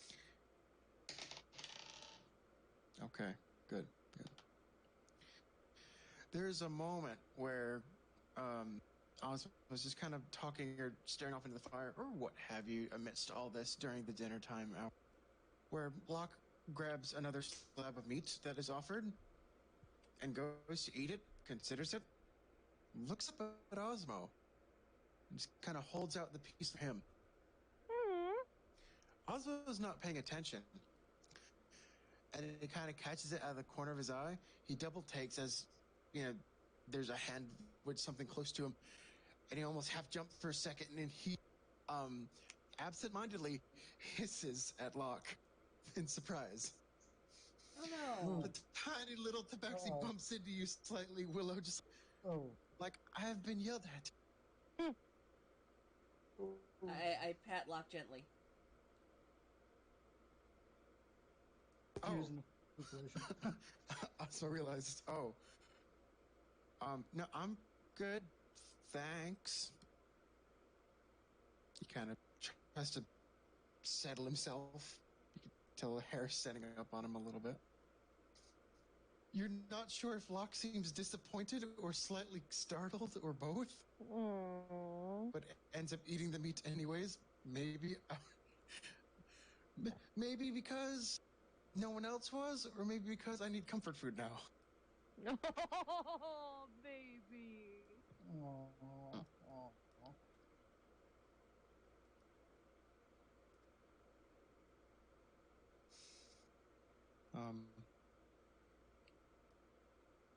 Dinner time, evening chat, etc., etc. There's a point where some of you can look over, it doesn't matter who, and you see Pep has fallen asleep on the back of Briha. We'll say you've unhitched Briha, but she's just kind of hanging out, grazing what tiny little bits of grass she can find. Pep has fallen asleep on the back of the horse, slung over like a saddle. And you can tell she's slightly twitching in her sleep, and every little twitch she slides just a little bit, and you think, watch, she's gonna fall off. Just watch. And she continues. Someone better stop her from falling. Yeah. I guess someone probably watching this would, probably move over and immediately,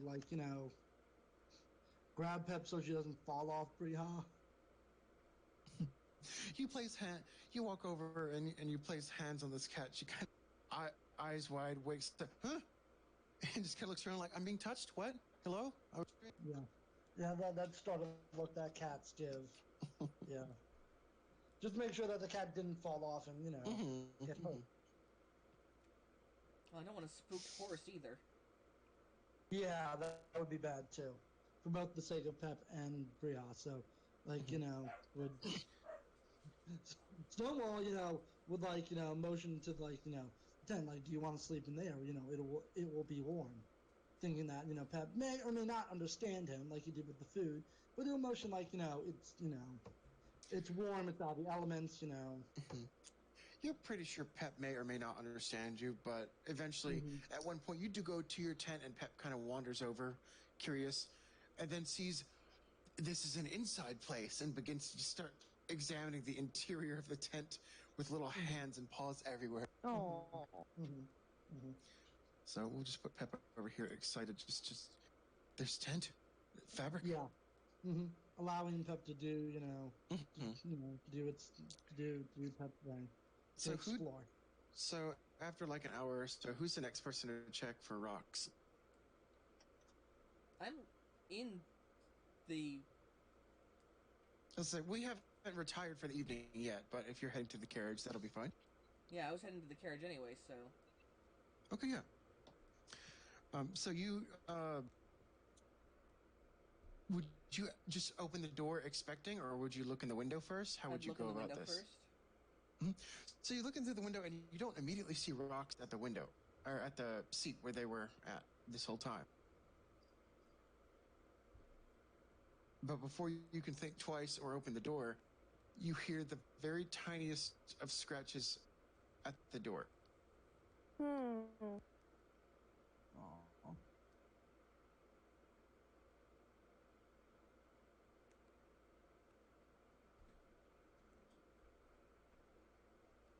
If you're saying something, Drez, your mic is eating it. No, I haven't Mm-hmm. said anything yet. I've actually switched microphones. I found the problem. Okay. Oh. I gently open the door and keep my hand down so the cat doesn't dart out.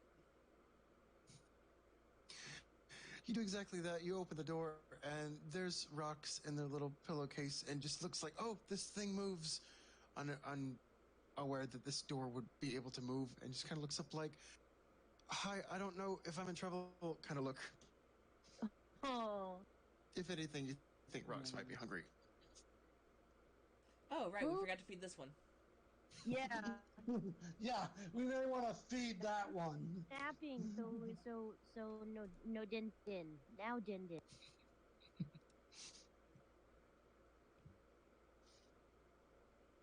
Beep.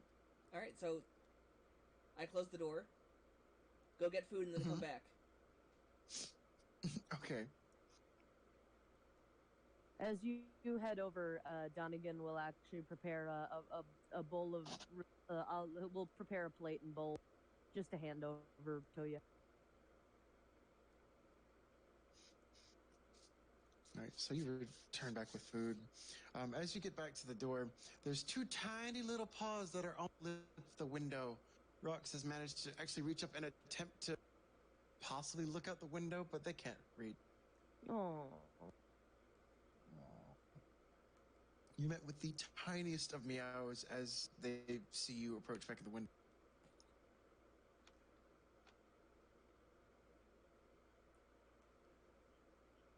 I open the door and put the food in. With myself in there as well. A blessing from the gods. Nom nom nom.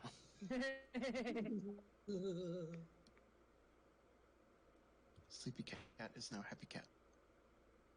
You just got to sit there and continuously wipe risotto off their face because they just num num num num num so fast. Mm-hmm. Alrighty. Anything else special? Otherwise, we just begin to start retiring for the evening. Two things. Mhm. Because of the area, someone is almost certainly going to have to stand watch. In what shifts do we want to do that? And where are the kittens sleeping? Because if there's because are the kittens all sleeping in the tent, or are some sleeping in the carriage? Because if some are sleeping in the carriage, Donegan's going to move to the carriage.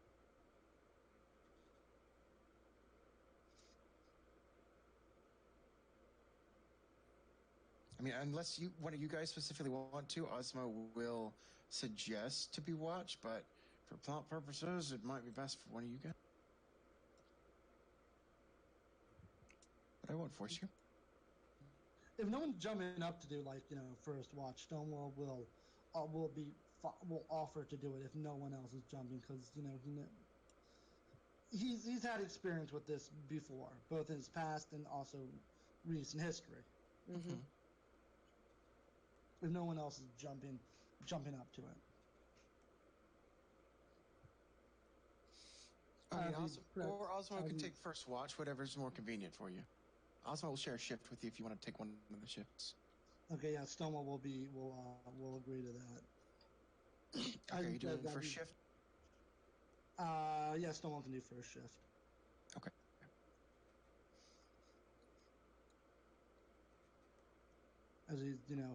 As he's prepping his blunderbuss because he's would have probably moved back to the fire and has his blunderbuss out and he's cleaning it and checking the lock mechanism, making sure everything's working properly, has his cartridge box with him, checking the ammunition, all that stuff. While I ask some other questions, I want you go ahead and think about you would have gotten ammo and a package of smoke powder, so you have ammunition, fuel for your new weapon. I would like you to gauge how much ammunition you have just acquired last night for that. Okay. I want you to think on that for a moment and try to get back to me with an answer. Okay. Everyone else, for the moment, what's we doing with the sleeping arrangements with Tabaxi children? There needs to be someone with each Tabaxi child wherever they're sleeping. Where is Locke sleeping? Currently, Locke is right next to you. Donegan, very happy and completely chilling by the fire. All right. Donegan will very, very gently kind of lean down and kind of tap this little kitten on the ear and ask if they want to sleep in the tent where it's warm tonight. Hey! Can I gauge at all if that was a yes or no answer? You don't know. It was a hey. It was a clear, common, moderately English hey. Maybe with an A, maybe with an E. Oh my gosh.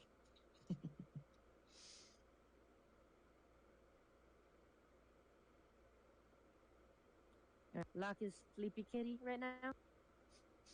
Getting there, yeah. All right. Donegan will offer a few gentle pets to kind of calm and rest the kitty. And then very, very gently try to scoop them up and bring them over to... They don't seem to refuse. All right, bring kitty over to tent. Okay. You enter the tent, and Pep is just examining every little bit of fabric physics, just entranced by it. Moves if I touch it. Hey.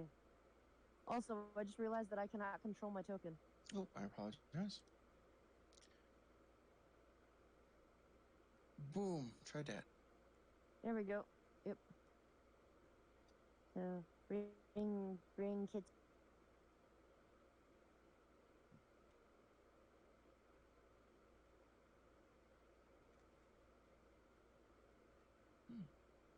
Yeah, if someone's in there with Pep, that'd be a very good thing. Yep, that'll be me. Or sorry, not Pep. I'm in the carriage. I forgot. Okay. Yeah, I'm gonna. Since you offered, yeah, Donegan's gonna stay in the tent with the two kittens. Awesome. Yeah, that would be a wise thing for defensive purposes, or purposes of protection. Okay. So within the next hour, Donegan is prepared for bed in whatever fashion you'd like to. And if anyone were to peek in the tent, there are two cats on top of Donegan, one across their face like an overgrown mustache, and one wrapped around their head like a new. Meanwhile, Donegan seems to already be snoring happily. He does not seem to mind this arrangement. Yes.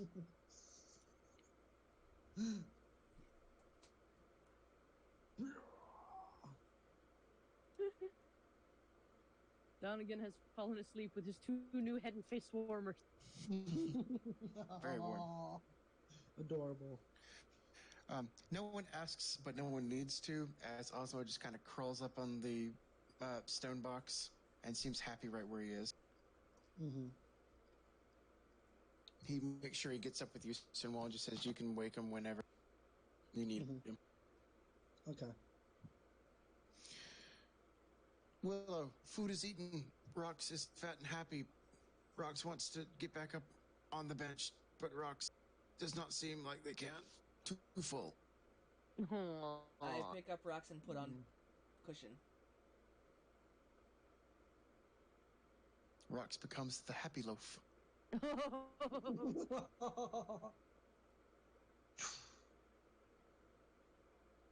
Squish that cat. All right. Evening time. Snores and slumbers begin. So, well, you're left kind of alone to your thoughts. Even Briha eventually settles down and kind of lays down. We would obviously make sure everything is secure, secure and whatnot, before people, go and he just, settles down, walking, pacing, going by the fire when he needs to. He's wearing his greatcoat. I got you. I imagine you at some point you'll kind of wander around and gotta, take a look about without wandering too far or anything. Yeah, no, we'll stay within the parameter of the camp or the encampment. Roll me a perception, if you will. Okay.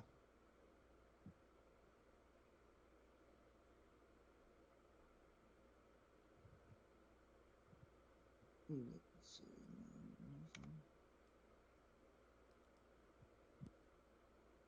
21.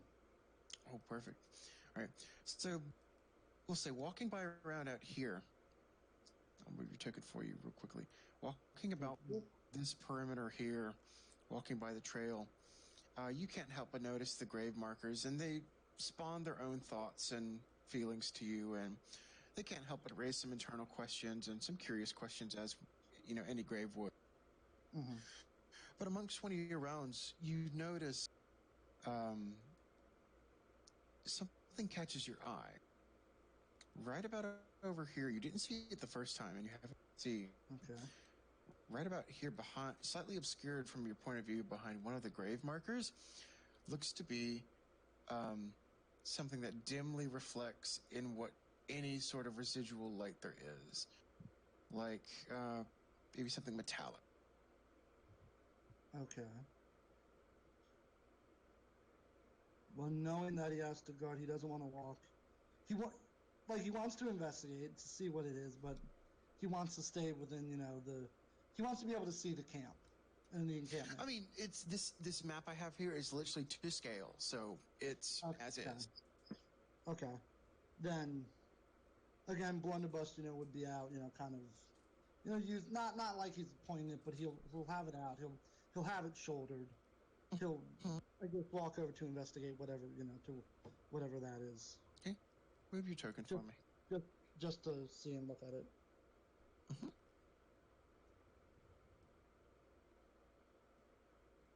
See. So, walking over closer to this pile of rocky crags, you immediately find the source of this tiny bit of reflection.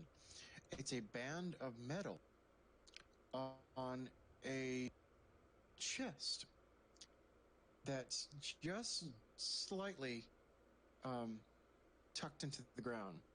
It's not like in a pit or anything, but um, it's it looks like it's been left here, and natural weathering has kind of gained up some rock and dirt all around it.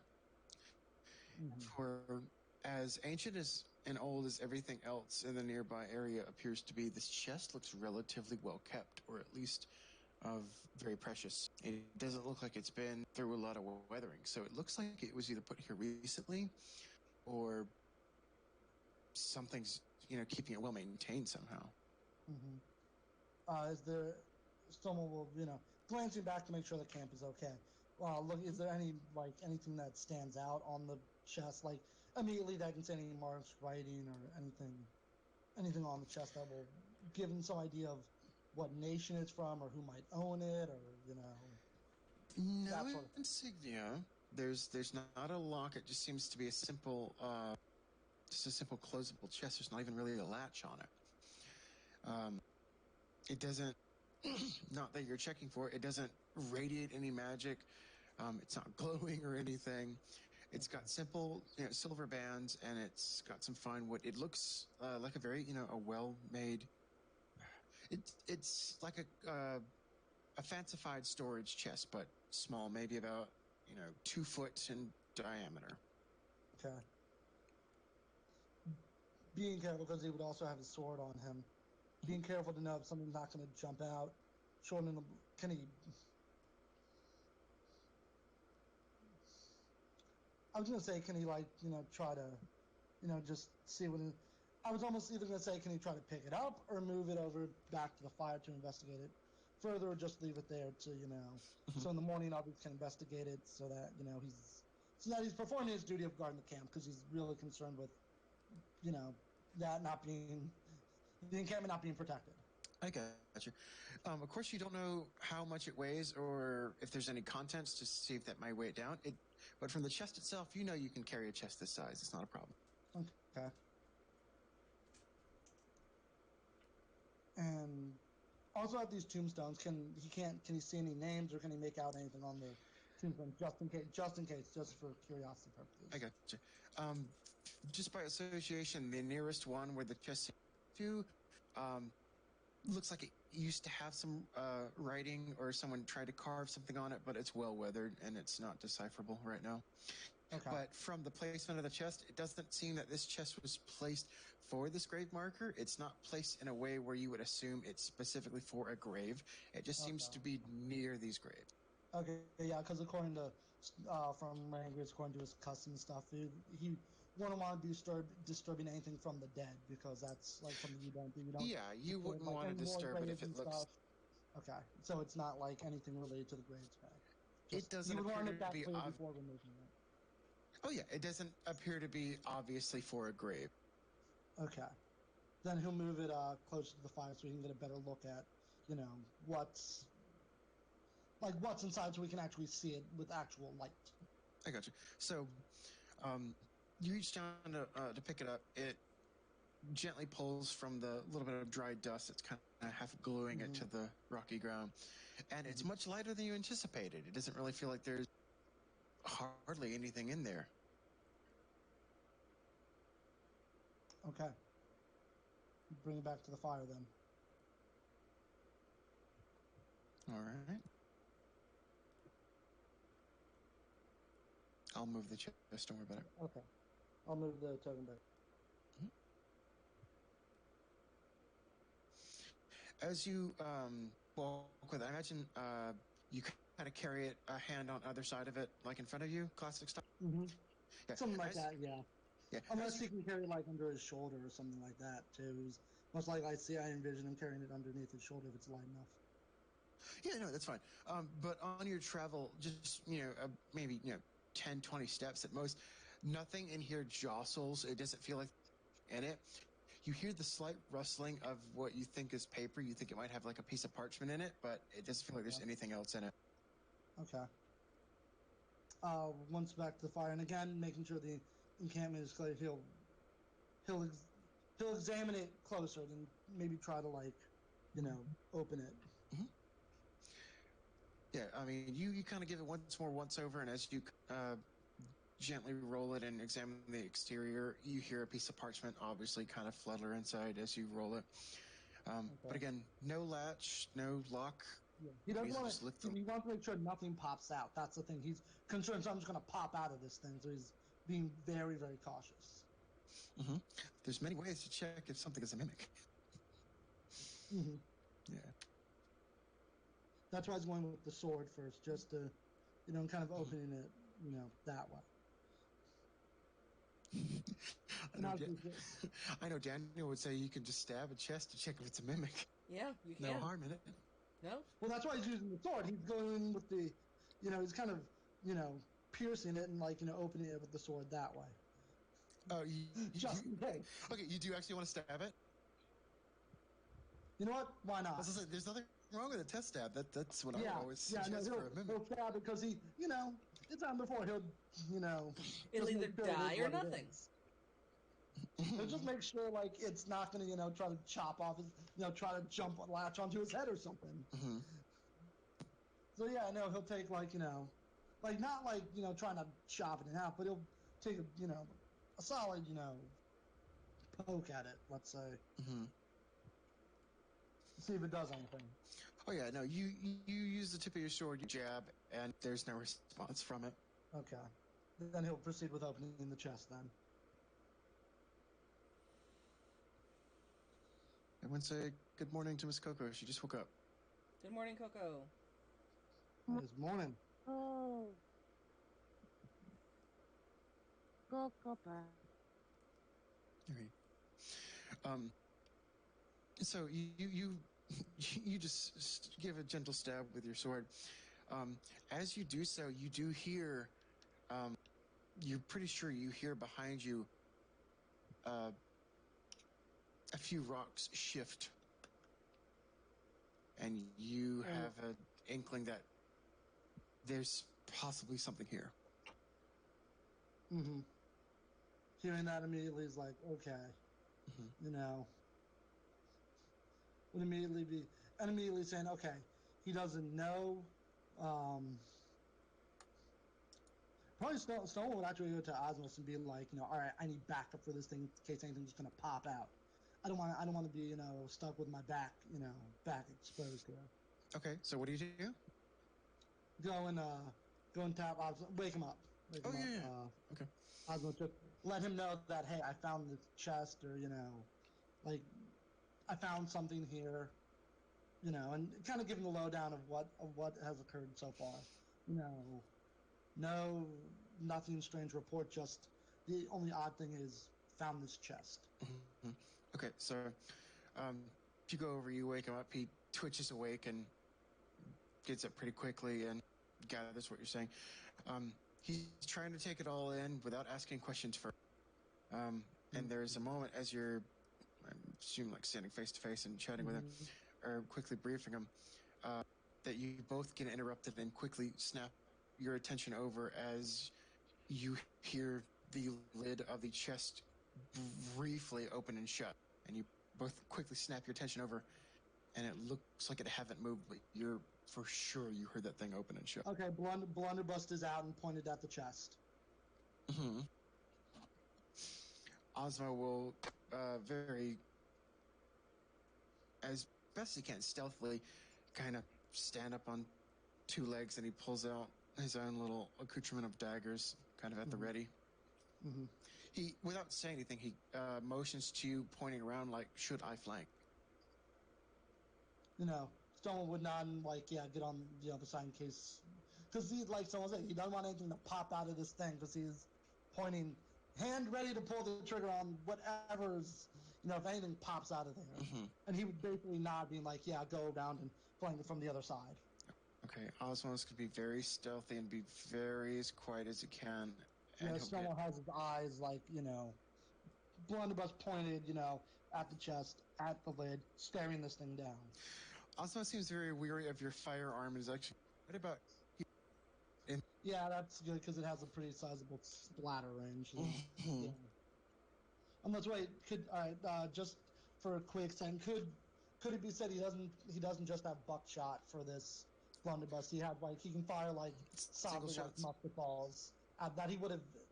Then most likely Stone would have asked to have musket balls and commissioned for it. Oh yeah. You can do single shots. To have two different types of ammunition for it, like musket balls and from buckshot. I got you. Basically. So as I was saying before, how much ammunition would have required? Would a 40-round cartridge box? Do you want 20 rounds of each or 40 rounds of one type?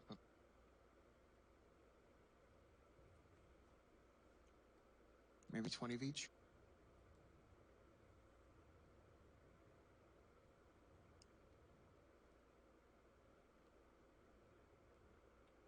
Stonewall?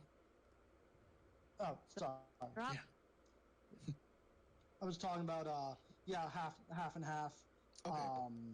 Would be good. Okay, I just need you to log that for your inventory for your sakes and keep. Yeah.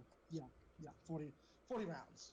He hasn't fired anything yet, but he has a full cartridge box of 40 rounds. You got 20 of each. But 40 is easy to hand. So 20 of each round. Let's see. Yeah, you can get more and whatnot next, but it was quick pinch, and that's what you got for now. Yeah. He'll probably have a larger cartridge box commission that can handle 60 rounds. There you go. 30 of each. But he'll do that afterwards. This is what he has at the moment, and he's pointing at this thing, with around a buckshot in there because, yeah. Mm-hmm. Okay. What's your move? All right. Stone's gonna he'll slowly approach the chest again. Pointed. He'll slowly approach it to see if it moves or does anything. It does not every time respond. angling. Okay. And again with the sword, motion to Osmo, showing him that saying it's safe to get closer, but just have a blade ready in case. Because Stonewall's shouldering the blunderbuss in the crook of his arm, and then motioning to trying to get his sword or blade out with the other. I got you. You're at the ready. Mm-hmm. In case anything should pop out again, anything should pop out of this chest. Mm-hmm. And we'll try to repeat what he did earlier when he heard the noise behind him. Okay. and we'll proceed with going for that. Okay. So are you testing something again? Are you just trying to open the lid? I need to know what. Oh, open like again, opening the lid, again, going like, this time poking it a little bit harder, to see if anything will, Okay. anything will So come out, any odd noises. I got you. He's listening very, very intently. I got you. So you give another good solid poke with the sword. It sticks in the wood for just a second, and you jostle the chest. There's no immediate reaction, but you can feel from the extension of your sword that this chest is noticeably heavier. Okay.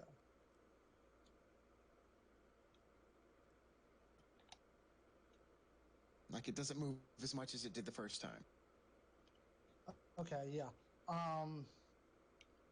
At this, there's immediate concern at this, Mhm. and would and would and would say as much to Osmos would say as much. So he's picking up everything, but at this point he's just, I don't know what to do, but I'm right there with you. Mm-hmm. Okay.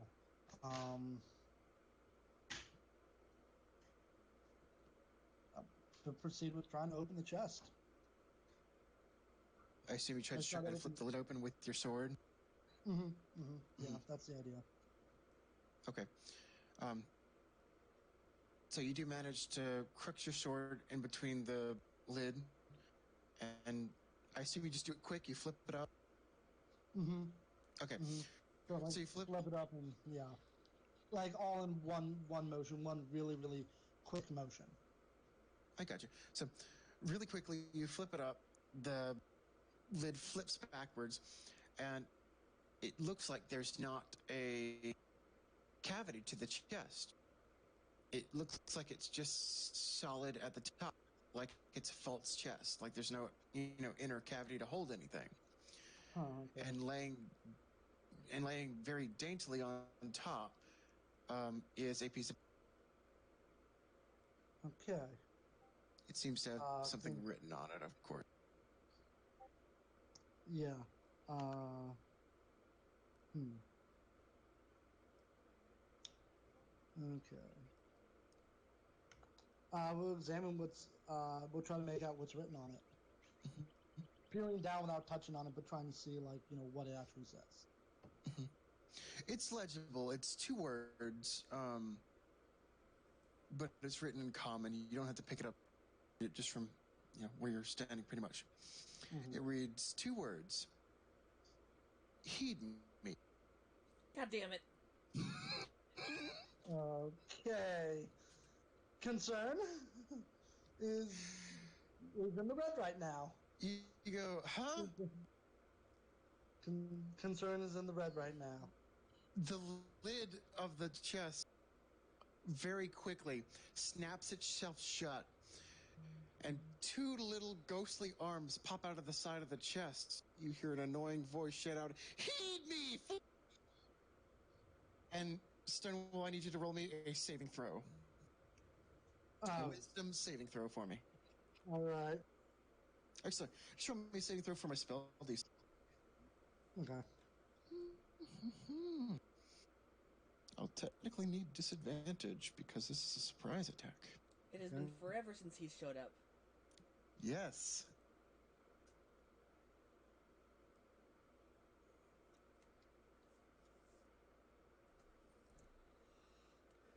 All right, Stonewall, tell me what you get. 15. 15. That is not enough. Is that the lower of the two rolls? No, that's the first one. Oh, what's your? Let's hope it doesn't get any worse. I need a secondary roll, but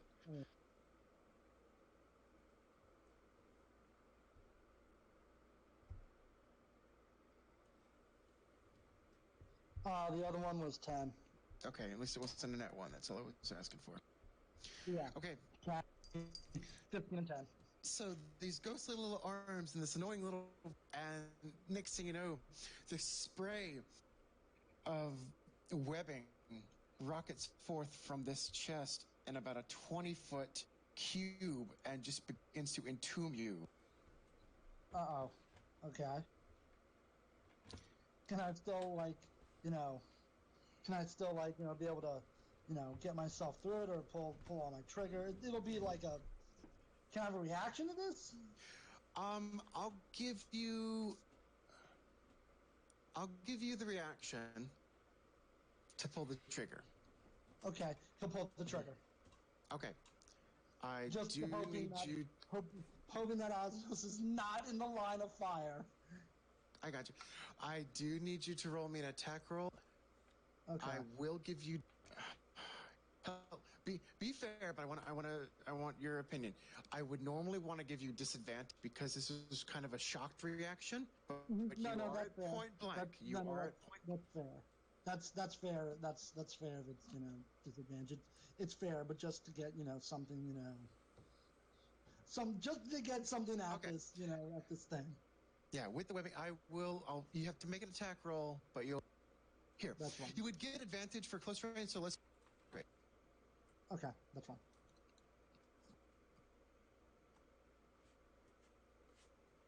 19. 19, wonderful. All right. Yeah, roll me your damage, if you please. Okay, and that's just D20. Let's see. Rah.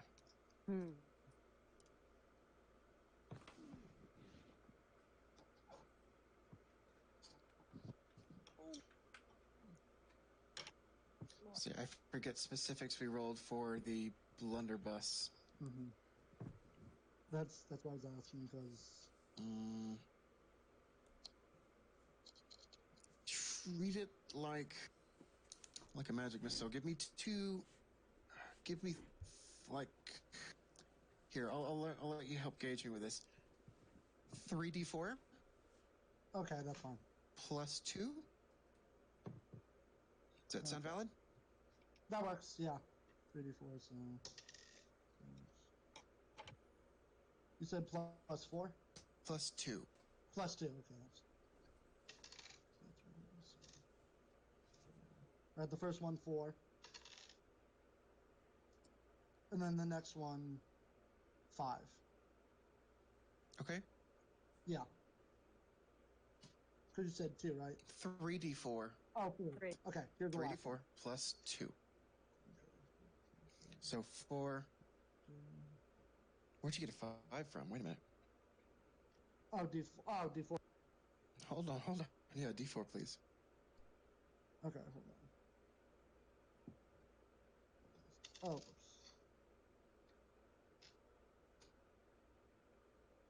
okay. Alright, so first number plus 2, so that's... First number's 4. Okay, So 4. 4. Yeah. Oh. Yeah, because I got 2 for that one. Plus 2, so... 4. No, we'll add the 2 at the end. Just give me 3 rolls of a D4, and then add 2 for that. We're all tired. Okay, that's right. I'm actually about to find a good stopping point for the day and call this early at the. I was adding the numbers already in my head. Sorry about that. Oh, no worries. Just what are your 3 rolls? Okay, so 2. 2. 3. Okay. 2. So okay. 2, 3, 2. Okay, plus 2, so that's 9. Okay. All right, good job. So this shot goes off, and is it the single shot, or did you have the spray? No, this thing is loaded with buckshot, actually. It's loaded with buckshot. Okay. So pellet rockets out with a quick burst of fire into this chest. Splat, splat, splat. There's a quick little shrill of my eyes! As this chest stumbles backwards for half a second. Ozma will go in for the attack. I will technically need everyone to roll me initiative as we maybe get 1 or 2 rounds in for the day. You want me to roll one even though I'm technically... That was a reaction. Still roll me an initiative, please. All right, cool.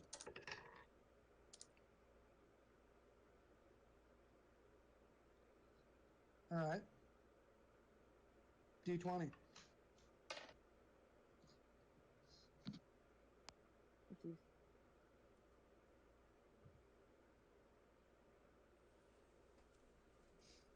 All right. What's everyone got? 11. 11. Very good.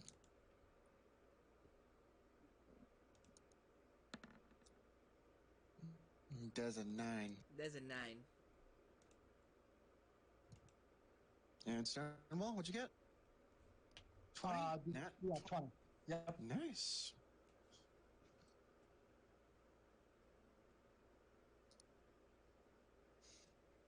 Alrighty. Okay, so you're technically first, Stonewall, but you're stuck in a web. Yeah. You can roll me a strength to struggle out of it, or you can try to tell me you can get out of it some other way. I'll roll a strength to get out of it. You have to because my strength is pretty. It's good. You have to beat my spell DC, which is 16 with a strength. Okay. And do I add modifier to that? If you've got a strength modifier, you can, absolutely. Yes, I actually do have a modifier for that.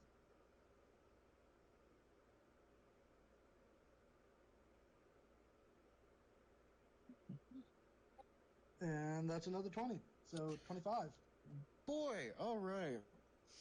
Okay, so not even breaking a sweat. You just break right out of this web. Just rip your way out of it. This 20-foot cube of web. Hulk smash! Yeah. Oh no, it's going for that because I'm just gonna say that he's reloading this blunderbuss, ready to put another round into this thing. Somebody gonna die tonight.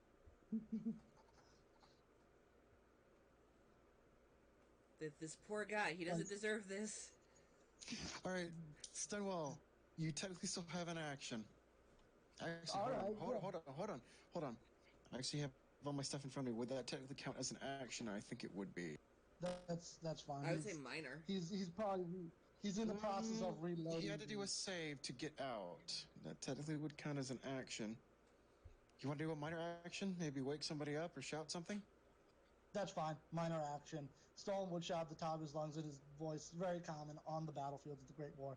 He'll shout, "We got company." How does everyone react to that? It's like basically shout, "Alarm! We have company." 2 arms, something like that. Whatever you choose. Nobody can see it because he's in the tent, but Donegan bolts up. Throws cats. Yeah. There's still 2 cats attached very closely to his. All right.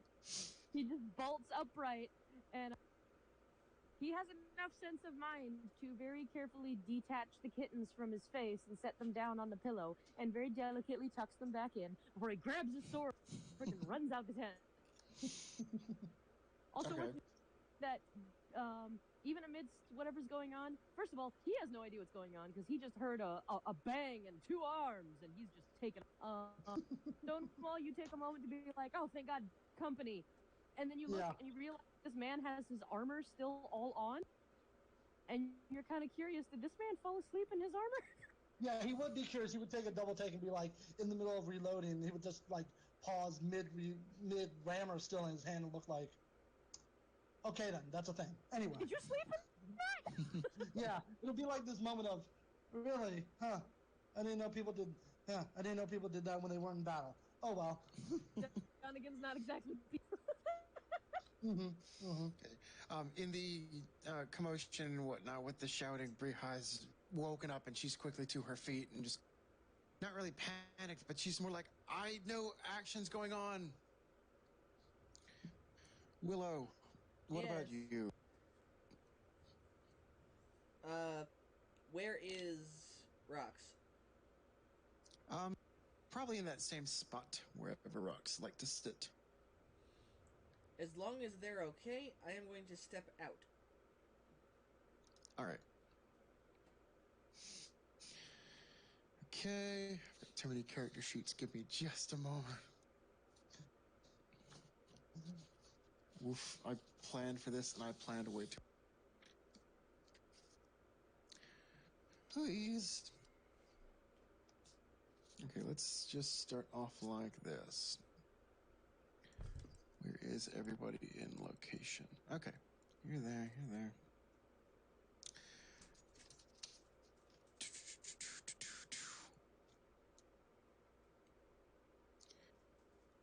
All right. Sorry, I just got so many notes in front of me. I apologize.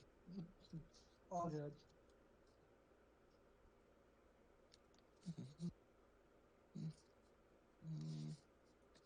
It is actually very appropriate considering that I just that Donegan just kind of woke up and just showed because I managed to doze off and I actually don't know what's going on. I just know that there's apparently a thing. Perfect. That's about all you need to know. As a player, legit don't know what's going on anymore. All right. Suddenly came to after falling half asleep, and I see Stonewall is in a web, and there's a banshee of a chest attempting to stab him. Well, it doesn't have a weapon. That's just the closest token, but there is a banshee of a chest. All right. Okay. Bad news is Donegan's armored, so that wouldn't be preferable. But we'll try it anyways. All right. All right. Trying to attack me? Hold on. Donegan does a 23 hit. I believe, yeah. Okay. But a 13 will not. No. Okay.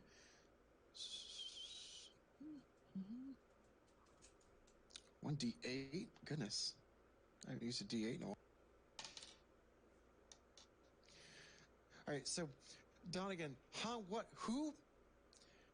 And you feel a sharp piercing right about, we'll say, like right on one of your under armors, on the underside of your words, under your shoulder. The void spot of armor, like right near your armpit. As an arrow sticks in you, and the other one glances off. Shot at somewhere from behind you over yonder. Oh my. Yes. If you care to glance around, you will see amidst the trees an elven woman with a longbow.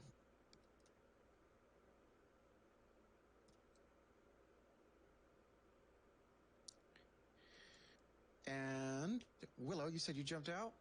Yep. Are you on this side? Yes. Okay. I'll put you right there. Alrighty.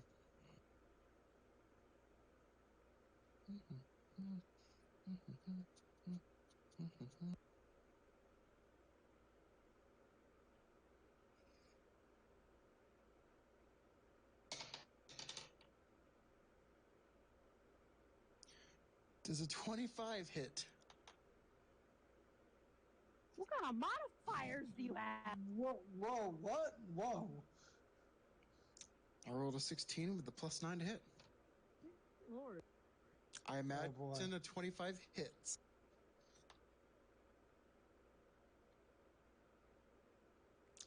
I'm going to take that as a yes.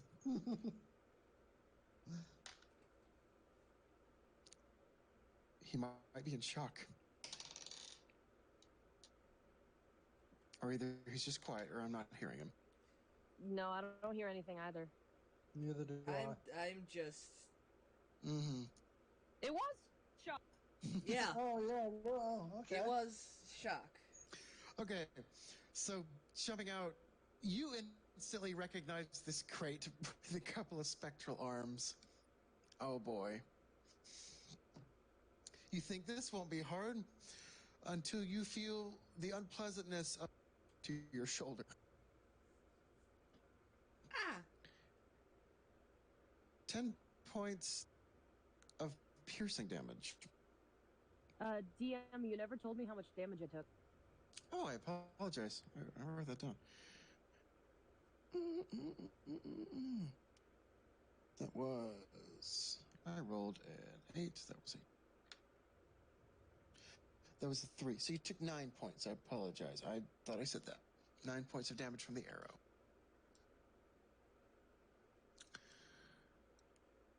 Willow, there's a morning star just impounded in your shoulder. Ow. Mm-hmm. There's now an assailant behind you. A woman with dreads and a very nasty-looking morning star. Uh-oh. You swear you've seen her before. Why is she here now? Well, she's a bounty hunter, too. Well, I get that. All right, Donegan. What do you do? Donegan looks at the arrow sticking out of like the back of his shoulder, like essentially out of his arm, and he seems more offended than in pain. oh no. So, knowing him, Donegan's gonna turn around. He's gonna pull out his crossbow that I think only one person here has seen before, because this thing is essentially a freaking shoot. What's it called? A handheld ballista. Pretty much. Yeah. A small artillery piece. And he's gonna try and counter that. Okay. Let's see how he does. Does a 15 hit or no? No. Darn it. Okay, so you still fire off a round, and she is able to just kind of crouch down, and it misses right over.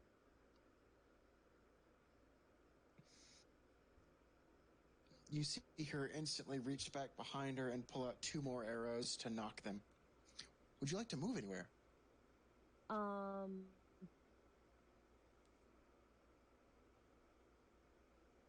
I don't want to move behind the tent because I don't want to risk her shooting through the tent. That's fair. Let me do something a little more fitting. Is there like another grave or a stone or something that I could take cover? Not immediately between you and her.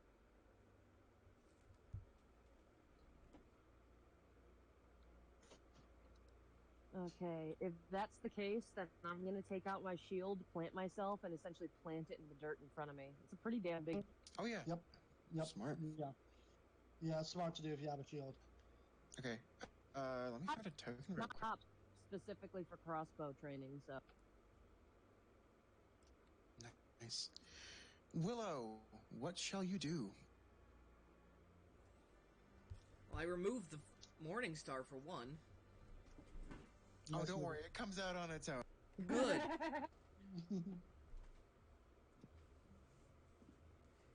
And it is noted that I recognize this person, right? If you just want to roll any travelers aside, I'll just keep you.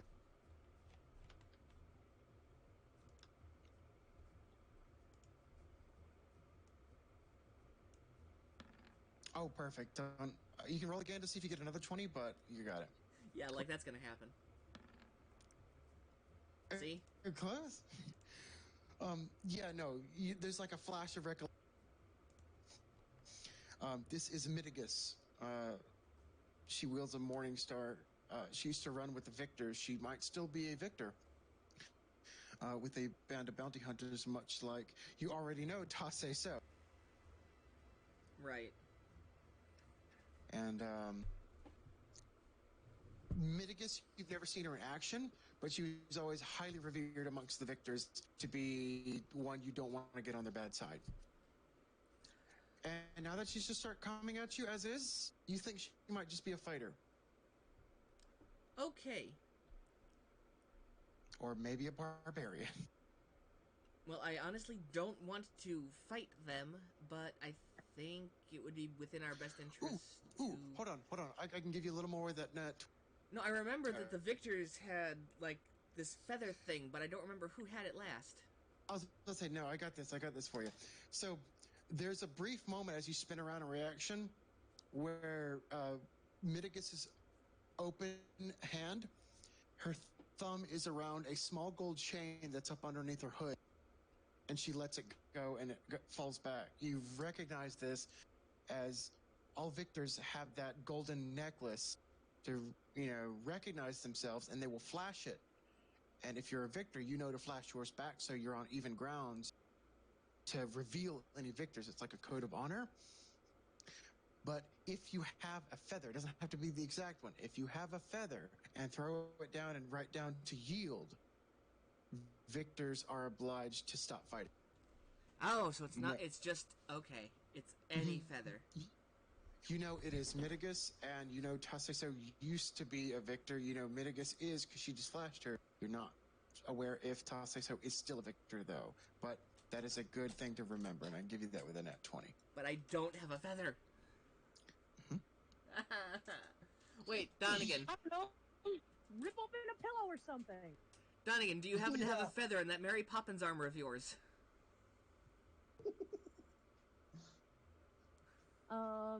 You could probably rip one of the cushions open or cut into it and see if one of the cushions have a feather in it in the court. Yeah. Unless I'm mistaken, I want to say we designed the carriages to have leather seats. Oh, yeah, we probably did. Yeah. Well, Donegan knows that he has a feather down pillow. He just can't reach it at the moment because he's currently planted behind a shield. Yeah, a little bit of a problem trying to grab things. So you got a plan. You'll just have to figure out how to voice it. But that's a good thing. Good roll. So I'll just scream at everyone, someone find a god-forsaken feather and throw it down! No one will probably shout back, when I'm done with this, I'll help you out with your problem. This is going to be a monumental moment because, Willow, you are officially the first person to get a look from Donegan. Are you okay? Did you take your head or officially the first person to get the "Are you crazy?" look from Donegan.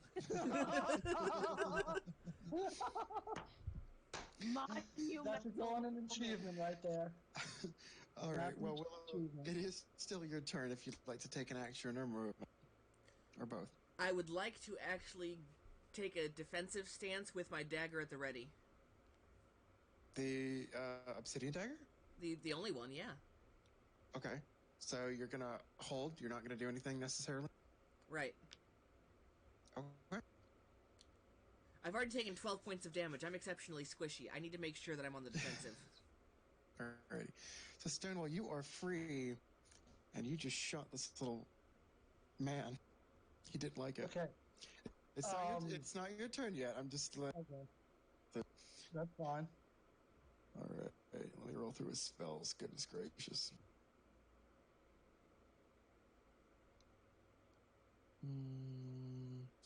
Ooh, here we go. Where's my measuring tool? No. 5, 10. Got it. 5, 10. Ooh.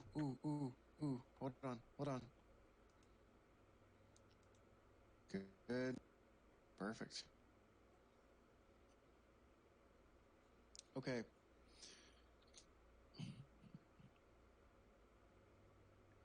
One second.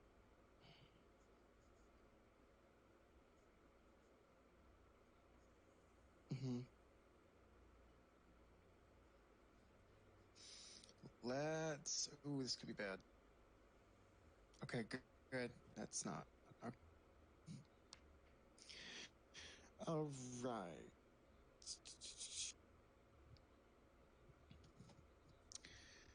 This little chest sprouts spiral spectral eyeballs and a couple of... They all thought they could heed me, but 'twas I who heeded them! He just shouts stupidly. Stonewall, roll me a dex save. Osmo will need to roll a dex save. Donegan, you'll need to roll a dex save with disadvantage because you're not paying attention. Oh, dear Lord. Is there a number? What number do I have to beat for that? You need to beat... Technically, you'll need to beat a 16. Okay.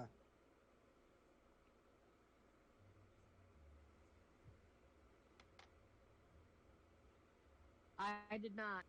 Oof, okay. I rolled a 12. I got exactly 16. Okay, good.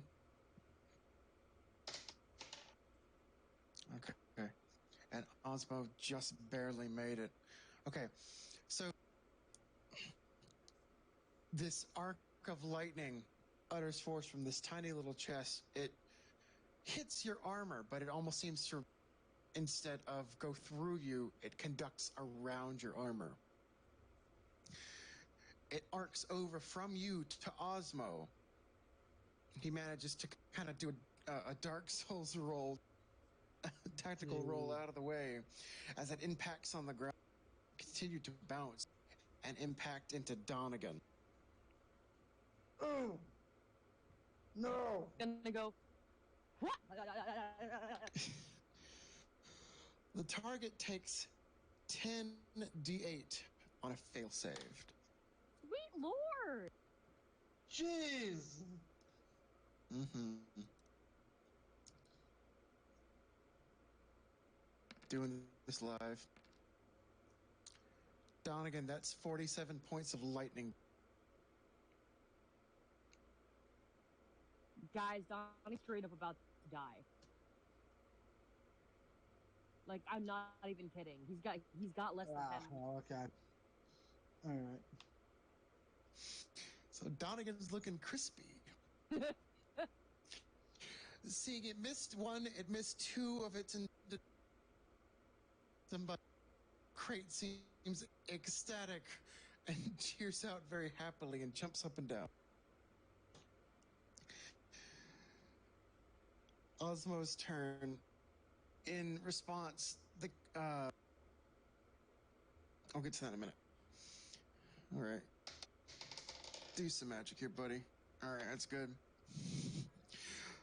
Almost perfectly out of that roll, Osmo bares his daggers and just shouts out, "The wizard pounces for the crate."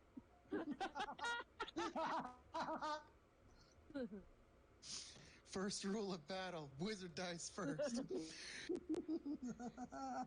He pounces and immediately just is like grapple this chest and just starts stabbing with both of his daggers. Nice.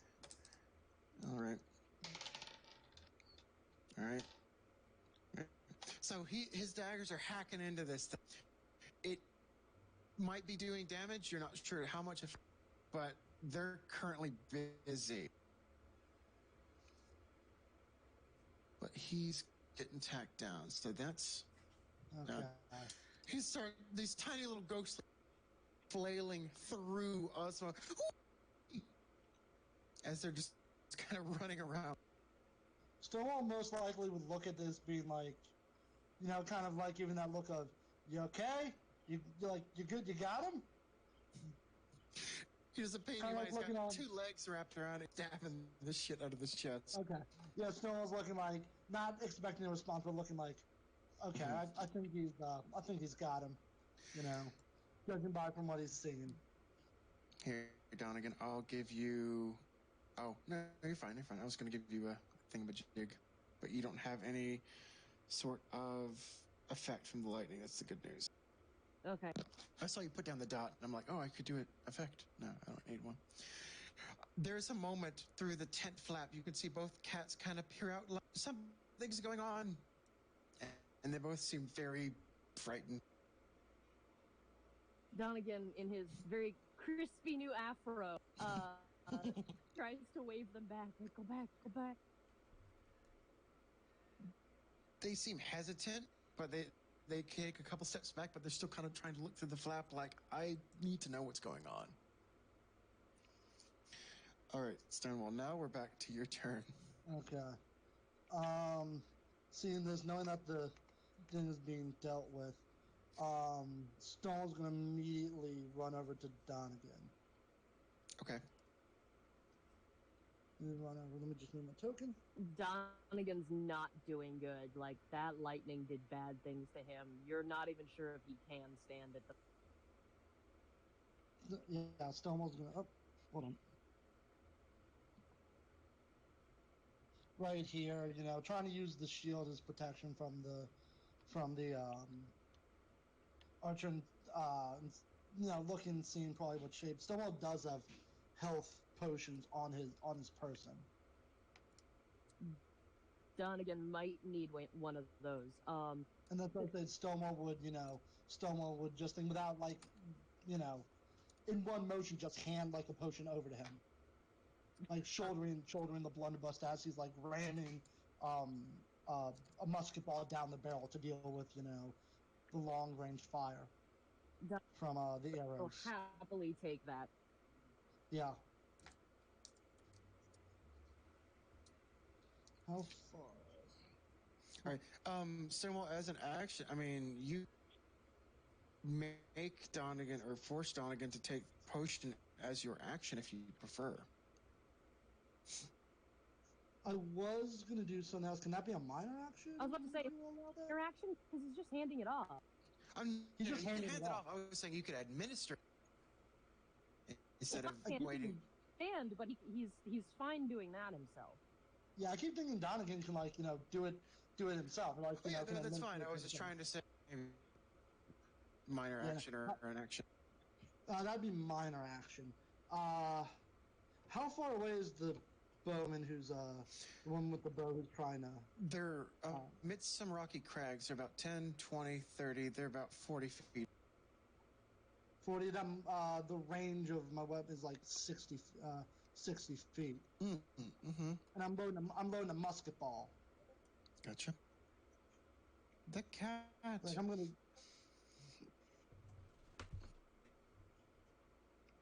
So, I'm trying to figure, because I kind of already made my movement going over to Donegan. But you can take an action. So that's why I'm like, you would say 40 feet out. I'm well within musket range, well within blunderbuss range. Oh yeah, as absolutely. they're calling it, musket range is what he'll be saying because he's used to it from the war. So he's probably grabbing his own shield. He's propping it right up next to Donegan's to have some sort of cover in case any arrows be thrown at him. And we'll take a shot at the bow person. Go for it. Roll me an attack. Okay. 17. That's a hit.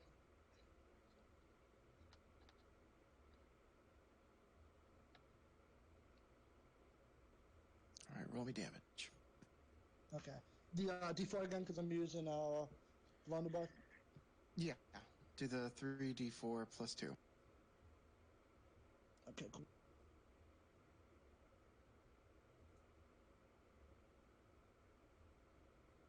Okay. I had some high rolls with those d8s. Holy moly. Okay. 8, 8, 6, 7.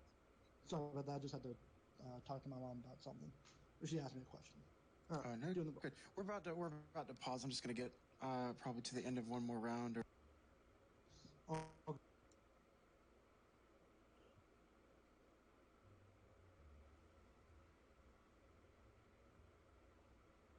All right. 4, 2, 4. Okay, so 10. Yep. Alrighty. So this shot does impact, and she recoils from it for a second. You certainly that took some damage. She does her best to steady herself. She takes aim. Oh well, you're immediately in the way, Stonewall. So these arrows get aimed right at you. Okay. There's a 21 hit. Oof. And a 29. Are you trying to kill us this round? Her longbow has a plus 11 to hit, no luck. Jeez.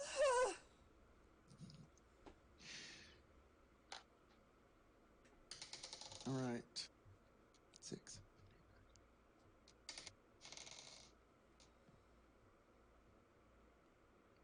That's 12 and 14 points of damage as 2 arrows stick right through your breastplate.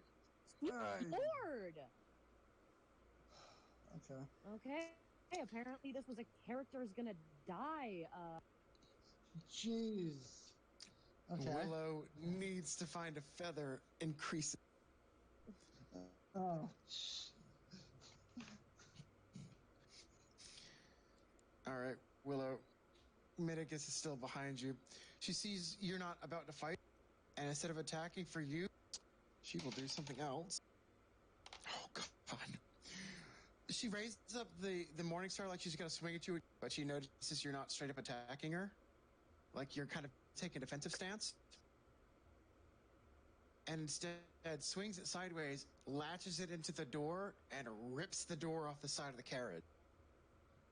Oh. Good. I They're slash after the at her. cats. It's not your turn yet. I'm going to. Yeah, you will. Okay. Donegan.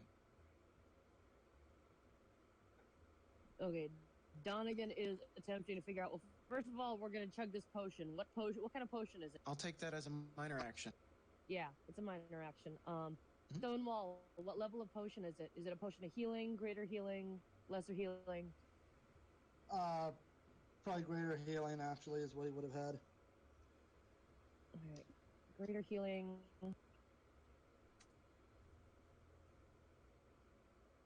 I'm trying to remember how many dice I am rolling. Okay, 44 plus.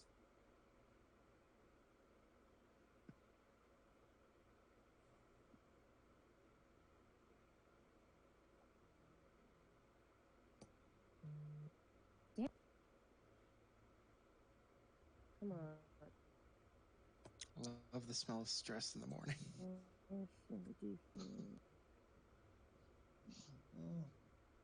There we go. Okay. That brings me back. Whoops. That brings me up to decent.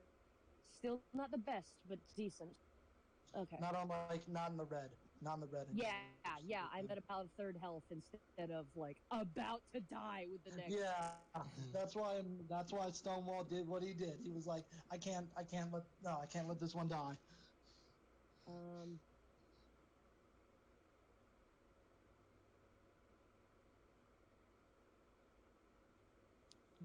Okay, let's see.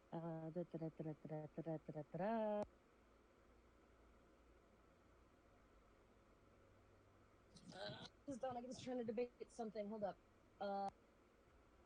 Willow did scream something about a feather, but I don't know how you'll take that. Yeah, that's the thing, is that he's not sure what the hell you're talking about with the feather, so he's judging between getting you the damn feather and the friggin' the crazy lady on the mount. Willow, as a minor action, you can clarify and shout at any point. If someone throws down the feather, they'll have to stop. Just trust me. Please. You know you have to throw down a feather and say to yield. Yeah. Thank you. I mean, the moment some of us are really pinned down. Yeah, we're kind of pinned down. Like, can Donegan move quick and like grab it out of the tent? I imagine with you sitting up, you would have jostled enough. You could, if you just want to say you've reached over from behind the shield, you can snag something like a pillow or a feather down or something from inside the tent without having to run it fully in the tent. How about we talk to the cats? Okay. Throw me a pillow. Yeah, yeah. He'll call them. Can you throw me a pillow? Can you throw me a pillow? I'm gonna need. Oh Lord, because they're not. I don't think they're gonna necessarily understand what you're trying to ask of them. If they don't, then I'm just gonna reach and snag. I was gonna say if you give me a little bit, I can try and make it work. But you got to try to convince me you get this across by some means. Mm-hmm. He's gonna call over. Can you throw me a pillow? And he makes like a pillow with his hands, like he's sleeping, and like. Okay, that's what I needed. Yeah. Good job. That'll work. Locke just stands there. He seems to mimic the same thing. Hey? and just look confused while Pep's already run back and does their best attempt to toss a pillow out of the tent. It just kind of flops at the door, but brought you a pillow. Close enough. Smart girl. Yeah, you can snag a pillow. All right. Donegan is not sure what to do with the pillow, but he knows the friggin' Willow does. So Donegan's going to attempt to yeet this goddamn pillow to Willow. Yeah. Well, I guess someone would have heard, so it's like would probably turn and said he said something about a feather. He said something about a feather and would like motion with his sword to like rip open, even though he's in a lot of pain, rip open like the pillow to get a feather out of it. Why? Oh, what do I see? Like Willow probably explaining what you need to do, and Stone was like, "Well, I think," and before he could explain it, Donegan just yeeted the pillow. Oh. Well, I mean, if y'all stop to tell him what the hell's going on, then he'll stop and he'll just be like, okay, then. Donegan's very confused by this whole situation. That's fair. Okay, so if you just give me a strength, you don't need much. Get it enough over so Willow can grab a pillow. Grab it. No, if it gets close enough to me, I'm slicing it in half and just screaming to yield as all the feathers fly to the ground. If he gets a good enough strength roll and your turn, you can give me a good enough, I'll give you a dex check. I can make that happen. Either that or Stone could just shoot it with, with his blunderbuss and explode it. Ooh, the horse is in the way though. Unless you catch it over the arc. No. Unless you catch it in the air. Oh no, it's Patrick all over again. That's what I meant. Oh God. I said Put it that all in thing the air. When it's in the air, 17. it would be when it's in the air. Okay, hold on, Stonewall. I sent that thing flying with a 17. Okay, it's got a good enough arc. Stonewall, I would make you do that, but it's not your. I know that's fine. That's fine. If it was my turn, that's what he would do. But anyway. All right, so Willow, you got a good enough reaction. You can try and catch this. If you want to take your movement to anticipate it, you can slice it on the way down. I'd like to. Just roll me a dex. Give me advantage because.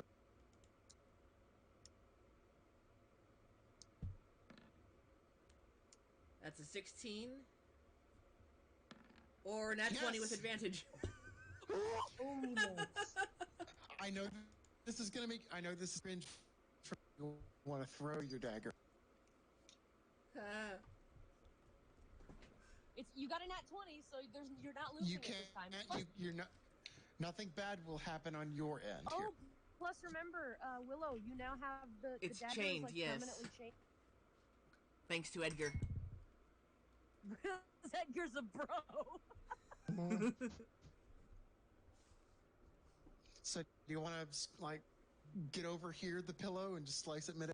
Yeah. Just okay. As epic as possible. Okay, so you shout out a pillow as the door off of the carriage and tosses it aside. You instinctively turn around and catch a pillow soaring at you midair, and you're like, "How convenient!" you send your dagger out reeling, perfectly aligned. It skewers right through the top skim as feathers just begin to spill out. Wonderful little firework display.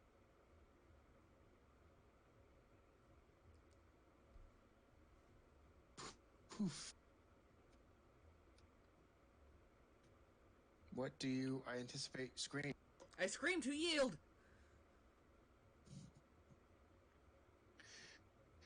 I don't have tokens for it, but there's a pile of feathers that leap out all sorts. Instantly, there's a brief moment where Midigus just looks and just gives out this guttural groan.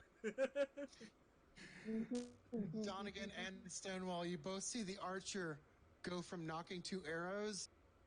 She gives this huge disappointed sigh. You just hear, "God damn it!" And she steps out willingly. I'm just saying this. Stonewall still has his musket trained on her. He's not, he just got, he still has his musket trained on her. Mm-hmm. She pulls, her bow and arrows go back. She is not armed. She just steps out. Mitigus does the same. She slings the Morning Star up over the shoulder.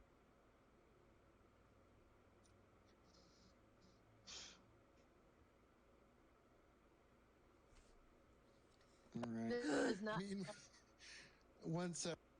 One more jigger here. What? Hello. One of our spellstones is ringing.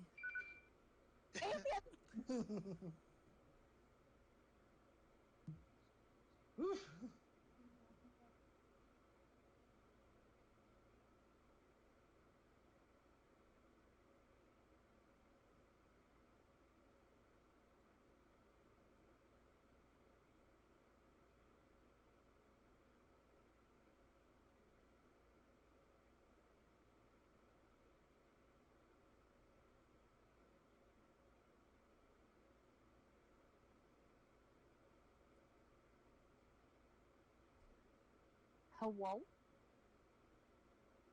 It's voice time. Yep. Well, that was a. Meanwhile, That's how John. it kind of supposed to. Sorry about that, guys. Okay. I just got news that I got a letter from college that I have a parking violation when I'm not in college yet for this semester. So I don't know where that's coming. What? What? I got some before, but I paid them. I mean, I don't know. Well, I hope that gets sorted out soon. Yeah. Yeah.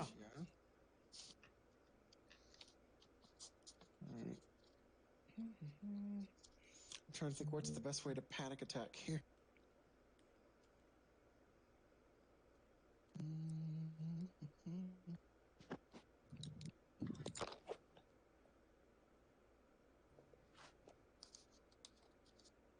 Okay, so panic attack.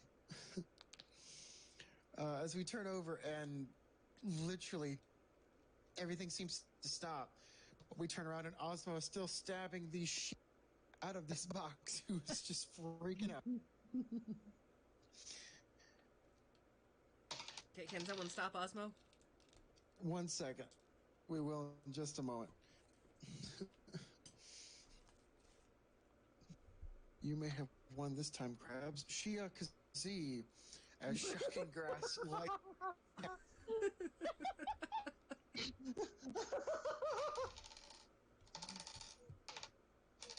3, 6, 7,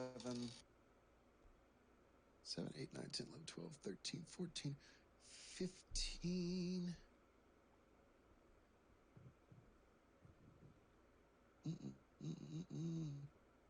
Yeah, so just 15 points of electricity courses.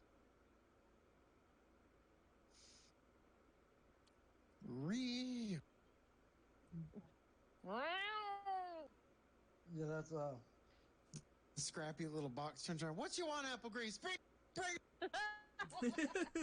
You don't think No, you you still don't didn't think go? the Crate Phantom is a victor? It's all right. Just clarify. Is he still picking a fight?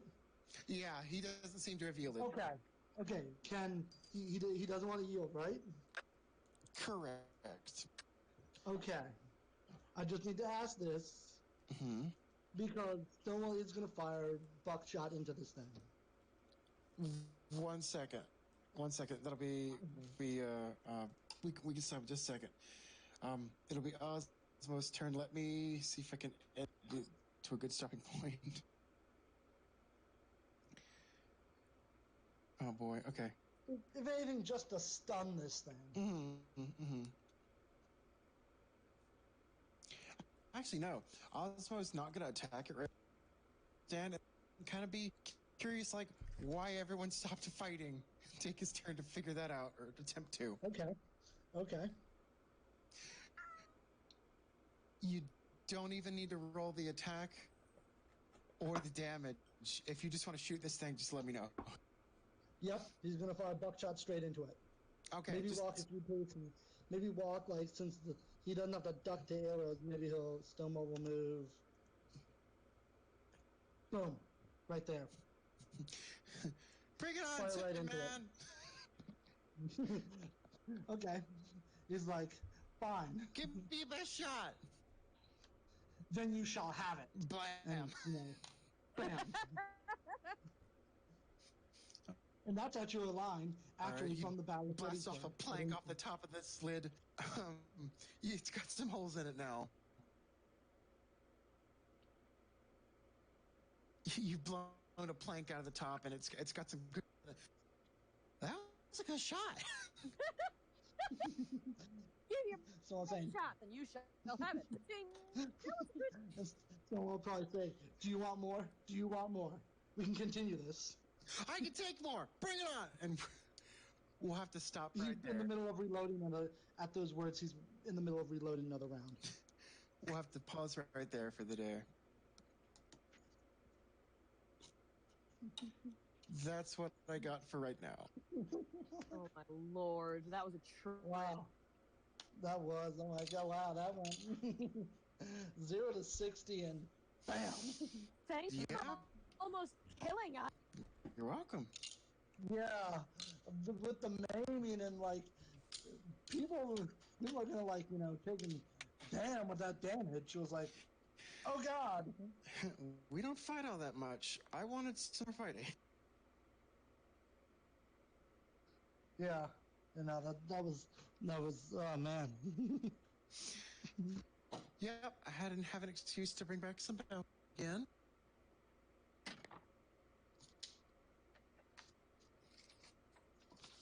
All right. Good job remembering about the feather. I actually forgot about that for a moment.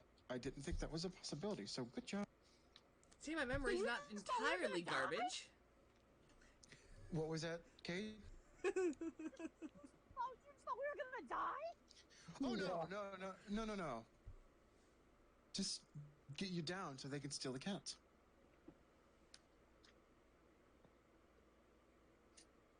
Well, we obviously weren't gonna let that happen. I was literally about to die. Mm-hmm. But you did. How many points had was 4 Donovan health away points from like? left. But Wait, how many points? 4. Oh god. I had 4 HP left. but did I kill you? No. But did you Son of die? a bitch! Yeah, that would be something to go back to headquarters and just try to explain that off. So Donegan's holy, but Not even holy. He's just freaking chicken fried. Yeah, he's extra crispy. Now I want fried chicken. Damn it!